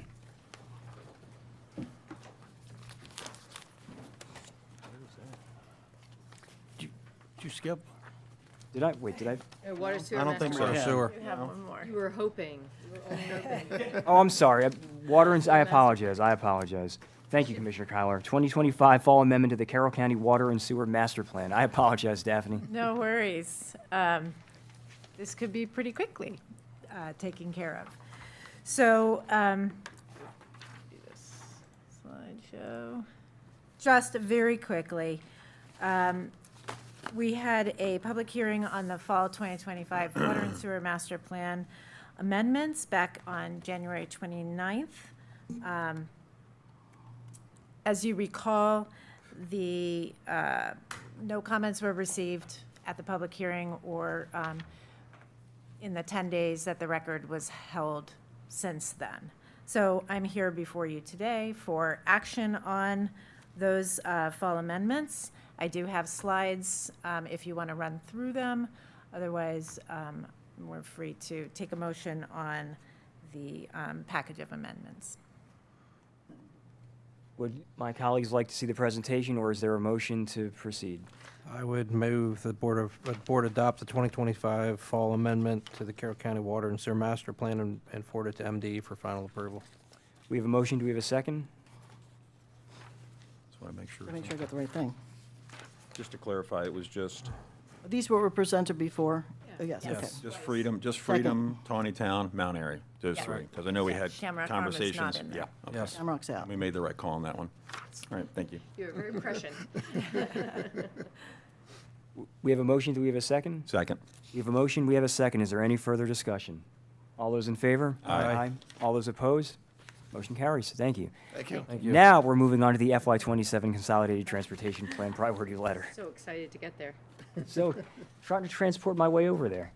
Because it was driving you crazy? It was. I've been planning on this.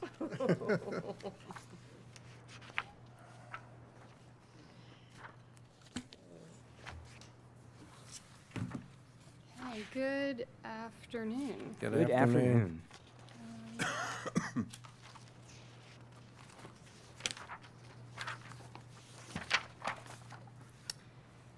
Hey, so I'm here before you today to talk about the fiscal year 27 MDOT Consolidated Transportation Program County Priority Letter. Just a quick outline of what's going to be presented to you today. We're going to discuss what the CTP is, the review, we'll review the process of the priority letter, timing and coordination, highlights of this year's proposed letter, and then we can talk about next steps and any questions you might have. So the Consolidated Transportation Program, or CTP, is Maryland's 6-year capital budget for transportation projects. It contains projects and programs across all MDOT departments. So annually, the county prepares and submits a letter of its transportation priorities to MDOT. This year's deadline is April 1st. And we list out top state transportation priorities that the county has, and these are typically categorized into 3. We have state highways and roads, town-urban reconstruction projects or streetscapes, and bike ped facilities or trails. So in January and February, the Planning Division works with county agencies and municipalities to update the letter. Completed projects are removed, and then we raise new issues. And typically, from year to year, there are a few changes that are made. Right now, we are in the second bullet, mid-February to mid-March, which is when we bring a preliminary letter to you for review. And then you will eventually approve the letter, and by April 1st, it will be sent off to the state. So in September every year, the governor, the Secretary of MDOT releases the draft CTP. And then in October, the secretary participates in county tour meetings with elected officials.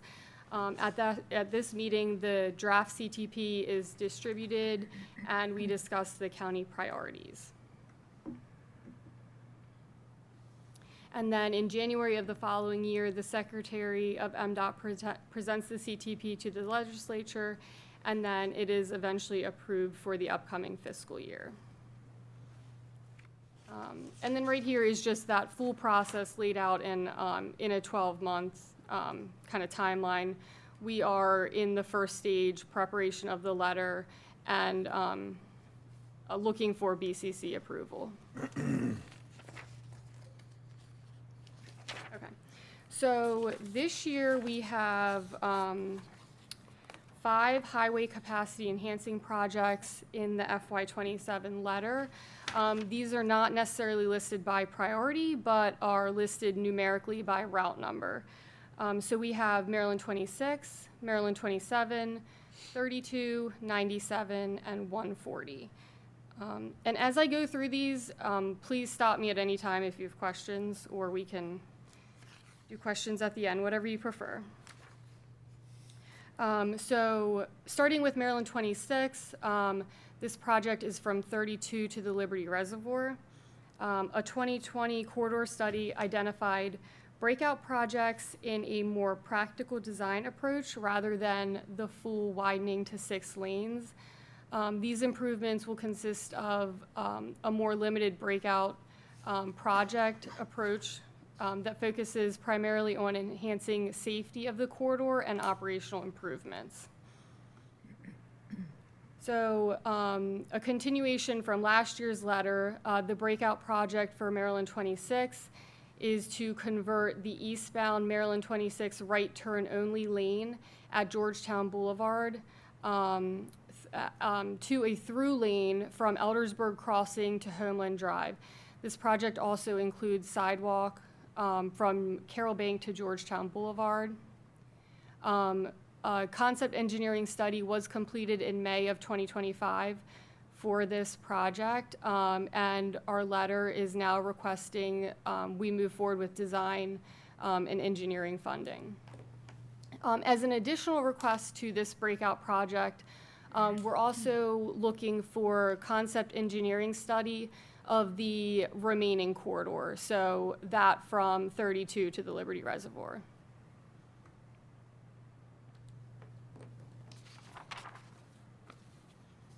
Okay, so next we have Maryland 27. This is from the Carroll County line to Gillis Falls Road. The ultimate improvements to this corridor include widening of the roadway to a consistent 4 lanes, dedicated turn lanes, signalized traffic controls, boulevard separation, and controlled intersections for pedestrian crossings. In 2025, the state updated their highway needs inventory, and at the request of the county, they expanded the planning area from Lightshear Road to Gillis Falls Road. An addition this year in the priority letter is a breakout project for Maryland 27, which is for a pedestrian tunnel or underpass connecting Watkins Park to the east side of Maryland 27. This is near the Center Street location.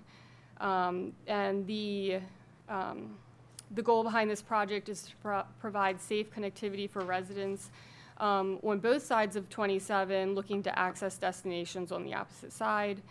And for this project, preliminary planning concepts are complete, and we'd be requesting design and engineering funding to move the project further along. And this would ultimately coincide with the town's a goal of extending Center Street across 27 as well.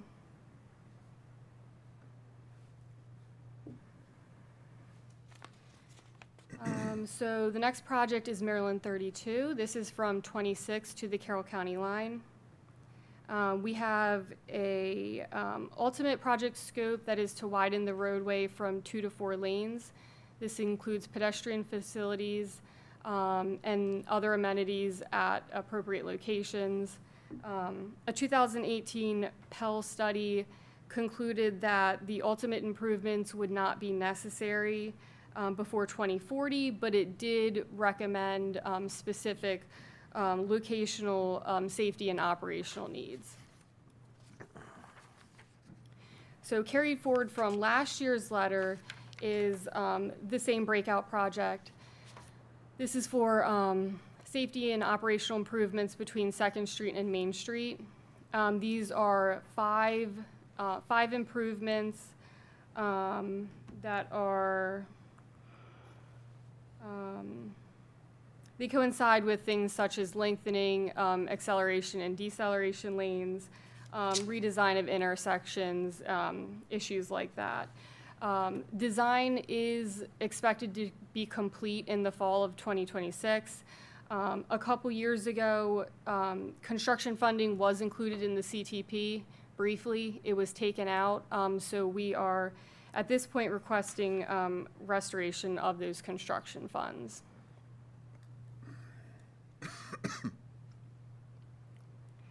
Next, we have Maryland 97. This is 496 to 140 in Westminster. The ultimate scope is to widen the roadway from 3 to 5 lanes with a signalized intersection at Meadow Branch and active transportation facilities. In the past couple years, this was a feasibility study for this corridor was prioritized in the county's letter. The requested Pell study is complete now. It's under review with Federal Highway Administration at this time. SHA did release the draft study for our review so that we could include a breakout project in this year's priority letter. So this is a new one. This is a project for improvements between Magna Way and Maryland 140. This is mainly to reduce traffic congestion in the AM and PM peak hours. The project would be to add northbound and southbound lanes, and we would also look at intersection improvements at Meadow Branch Road, Crider's Church Road, and the intersection of Windrest Drive. Sorry, I always have trouble saying that one. And the Maryland 140 on-ramp. So this year's letter, we'd be requesting a concept engineering study to kick off this breakout project. That section of road, I was surprised. I go across Brockman Valley when I go to Pleasant Valley. The one morning at that light, it was backed up past Stone Road. It was really backed up. So that area isn't the reason for the backup. This area is, and that'll alleviate the traffic. Is that the plan? The Pell study broke out different corridor recommendations. With Westminster and some of the development that's happening closer to 140, we thought that improvements to this end of the corridor might be a better start. Yeah. Okay, thanks.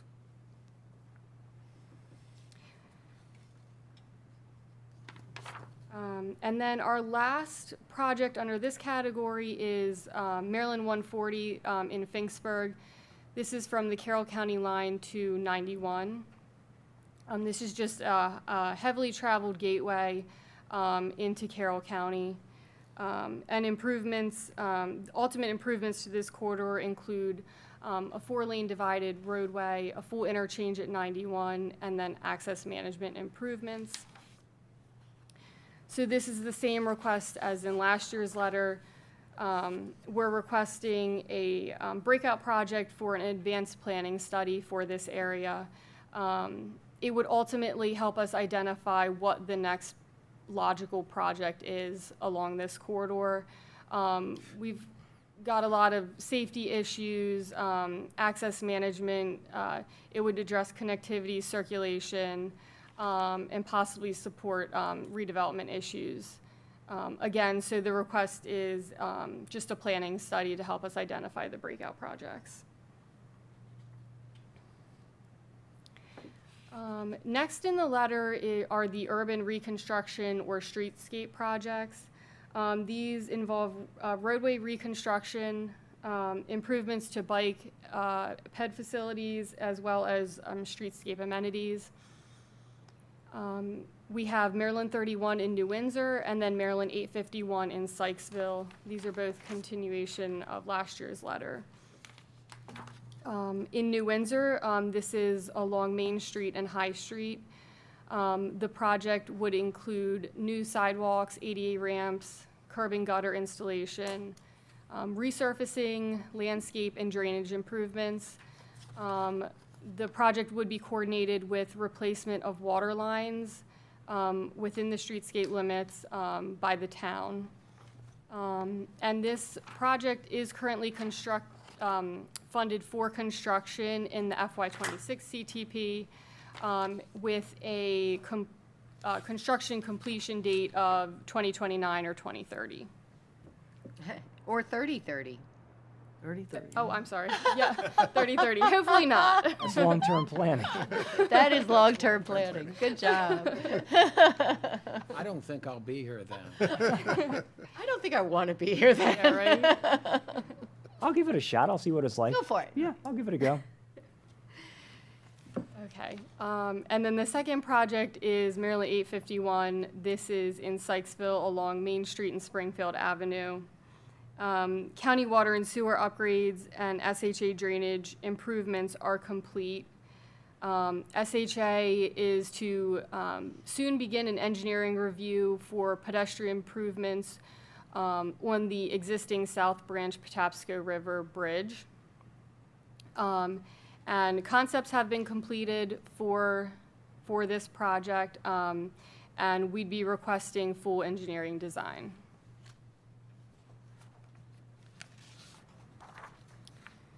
So next we have one project that falls under bicycle and pedestrian. This is the Patapsco Regional Greenway. This is a 40-mile shared use trail from Sykesville to the Inner Harbor in Carroll County specifically, from downtown Sykesville to the McKeldin area. It's a combination of shared use path, on-road facilities, boardwalk structure, and then more of a natural surface trail as you get into the state park lands.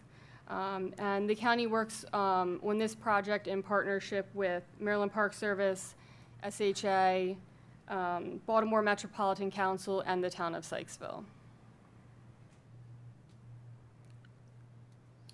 And then, as always, we typically have a couple of additional projects, smaller projects at the end of the letter. This year we have three.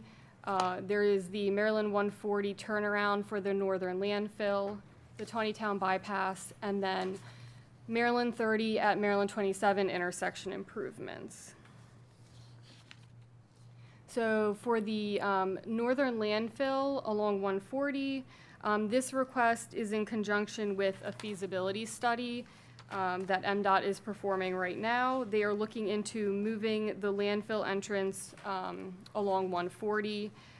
The request is from, in conjunction with Public Works, to improve safe movements for multi-axle vehicles.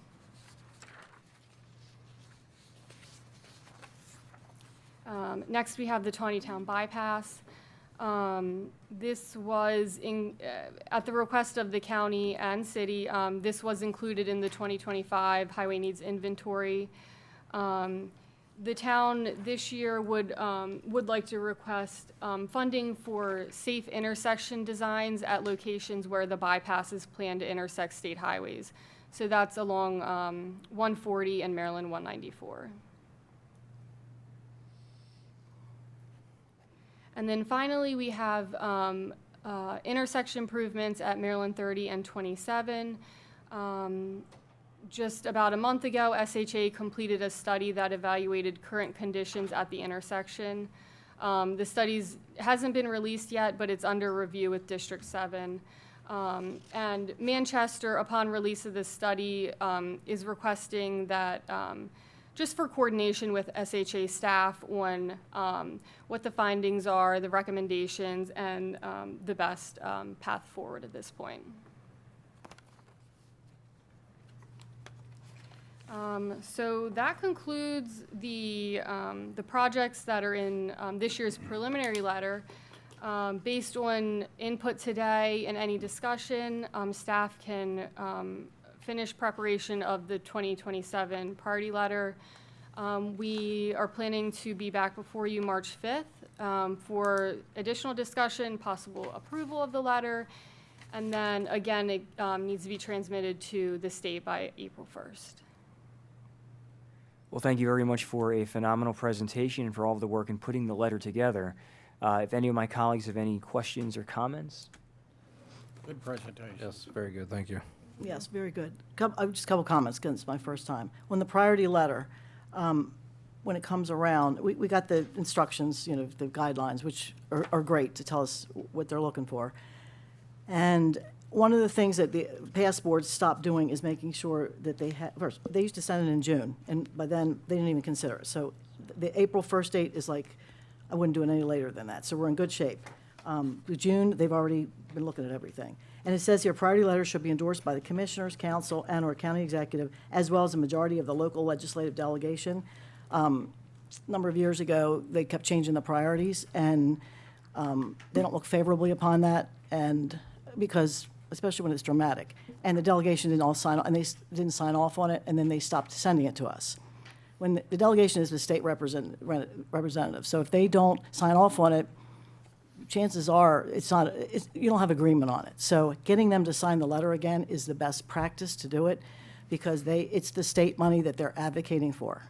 So that was not smart, and we can see that our dollars decreased dramatically on projects. We were the only county in the state of Maryland that did not get their number one priority under Governor Hogan, because they changed, the past boards of commissioners changed the priorities so dramatically, and they kept saying, well, gosh, this was first and now it's third, and it wasn't even moving forward. So knowing how to leverage the money is important, and I have a folder here of every county's state priority, and they're announcing it, going out doing the big, we didn't have that, and I want to change that to make sure we get it in the future.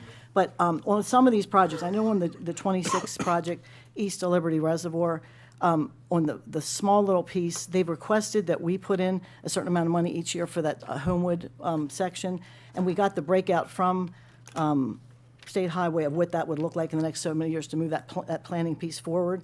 And then we asked them what it would be to do the rest of it. And they came back last week, you saw the email, and they said they were going to take care of the planning. So that is a big deal. So I think the one piece, I believe, we still have to put in for the Homewood piece, and I want to verify that. I think I wrote back and asked that. So if you don't have your planning done and the county doesn't participate, it never moves forward to get the funding when it becomes available with the feds and whatever.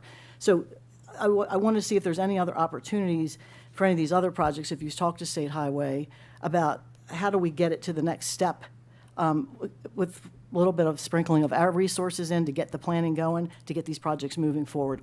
And we can pick which ones, are the smaller ones, the ones that have already had the studies done.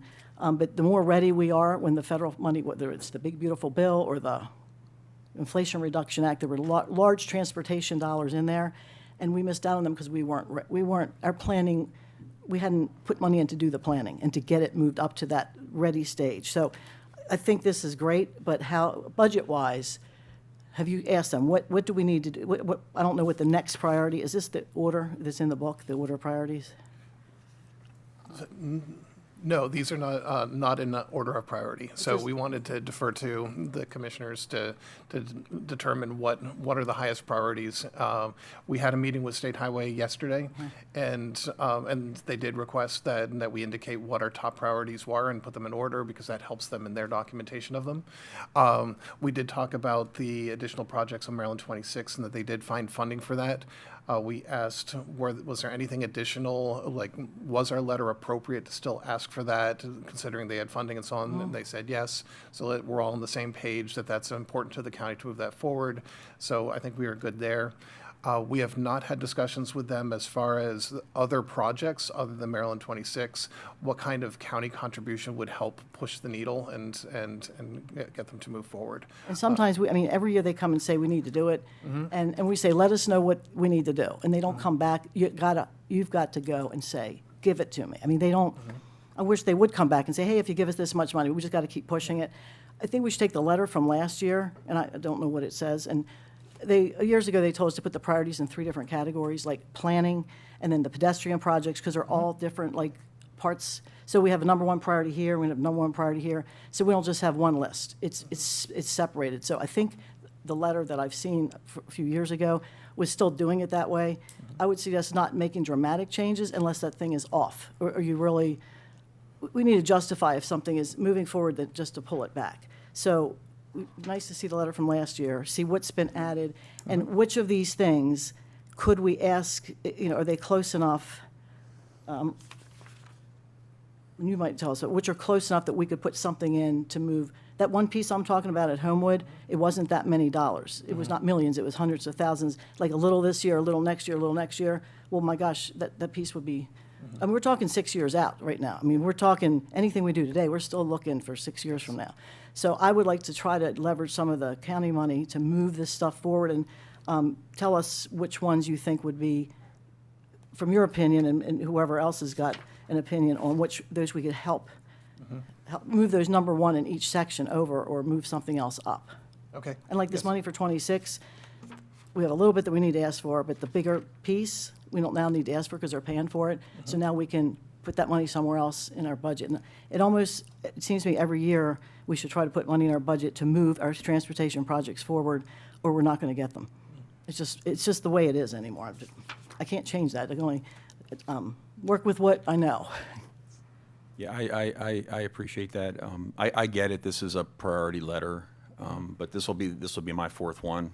I think some of us are in the same boat, and I am starting to ask that question of, well, how do we actually move some of these things forward?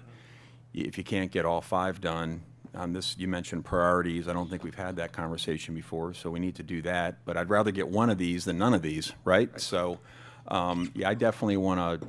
I hope this board takes a closer look at that, and if we want to go into our CIP budget and figure out what we can, provide, call it seed money, call it whatever you want to call it, to get some of these projects moving, because, again, I think it's important to have these priorities. I think it's fantastic for anybody in the county, a county resident who's concerned in all these traffic areas. Some of them in particular are very bad, but they can see where the board stands, and it's very easy to read. But how do we actually make something happen here? So I'm going to be very focused on that as well. I think we all will, because we want to see some things moving forward.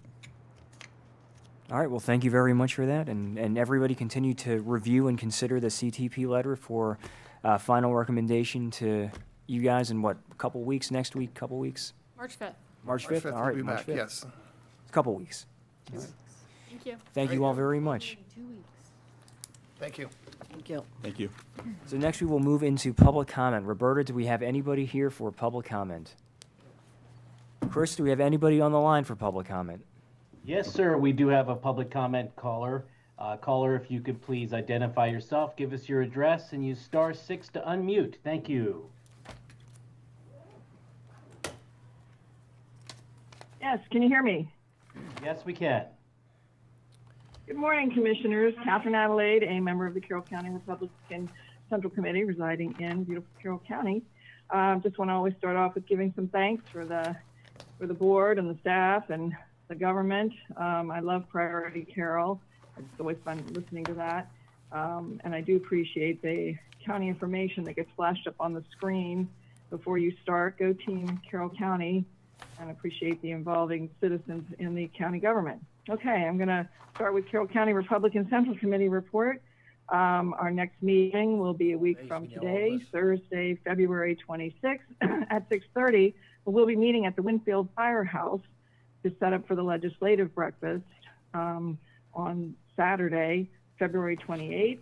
That's our big event right now. You can still go to ccgop.net and purchase tickets and support our Republican delegation. Finally, the candidate deadline is coming up very quickly on Tuesday, February 24th, which is also President Trump's State of the Union address, unless there's apparently some rumors that might be extended. But I would encourage all registered Republicans to get yourself registered if you want to be a candidate by Tuesday, February 24th. Okay, moving into my pro-life report. Lots going on with Maryland Right to Life. They're fighting some big battles in Annapolis. Good news on assisted suicide apparently has still not been filed yet. That's a huge, huge accomplishment. Keep praying that that does not get filed. They're fighting abortion funding. There's a conscience rights and religious freedoms bill that they're trying to work on. Happening is women are taking these abortion pills and they're having incomplete abortions, and doctors who are Christians and other people with conscience do not want to complete these botched abortions. So that's a constitutional situation going on there. And finally, there's an abortion coercion bill. So it's one thing to pressure a woman to have an abortion who doesn't want to have an abortion, but it's quite another that some of these men are forcing girlfriends and wives to ingest these abortion pills without their consent. So they're attempting to criminalize that. Hopefully that will be a nonpartisan effort. And then I'll move on to Carroll County Right to Life. Meeting is actually tonight at St. John's, 7 p.m., Catholic Church in Westminster. And we will be preparing for participation at the legislative breakfast on the 28th as well. And then also the Maryland March for Life on March 16th, 2026 in Annapolis. And I guess finally, I can't believe Lent is here, 40 days until Easter when Jesus was fasting in the wilderness. I went to an Ash Wednesday service last night, and I just want to encourage to support the Friday fish fries in Carroll County. They're really wonderful. I know there's at least one in Taneytown. There's one here in Westminster, but I encourage you all to Please finish your comments. to get out and meet the people at these fish fries. Oh, I'm sorry. I'm watching the clock on the screen here. Thank you, Joe. All right. Have a great weekend. Thank you very much. Chris, do you have anybody else on the line? That's all I have, sir. Thank All right, you. thank you very much. We will now move into agenda review. Wanda, how are you?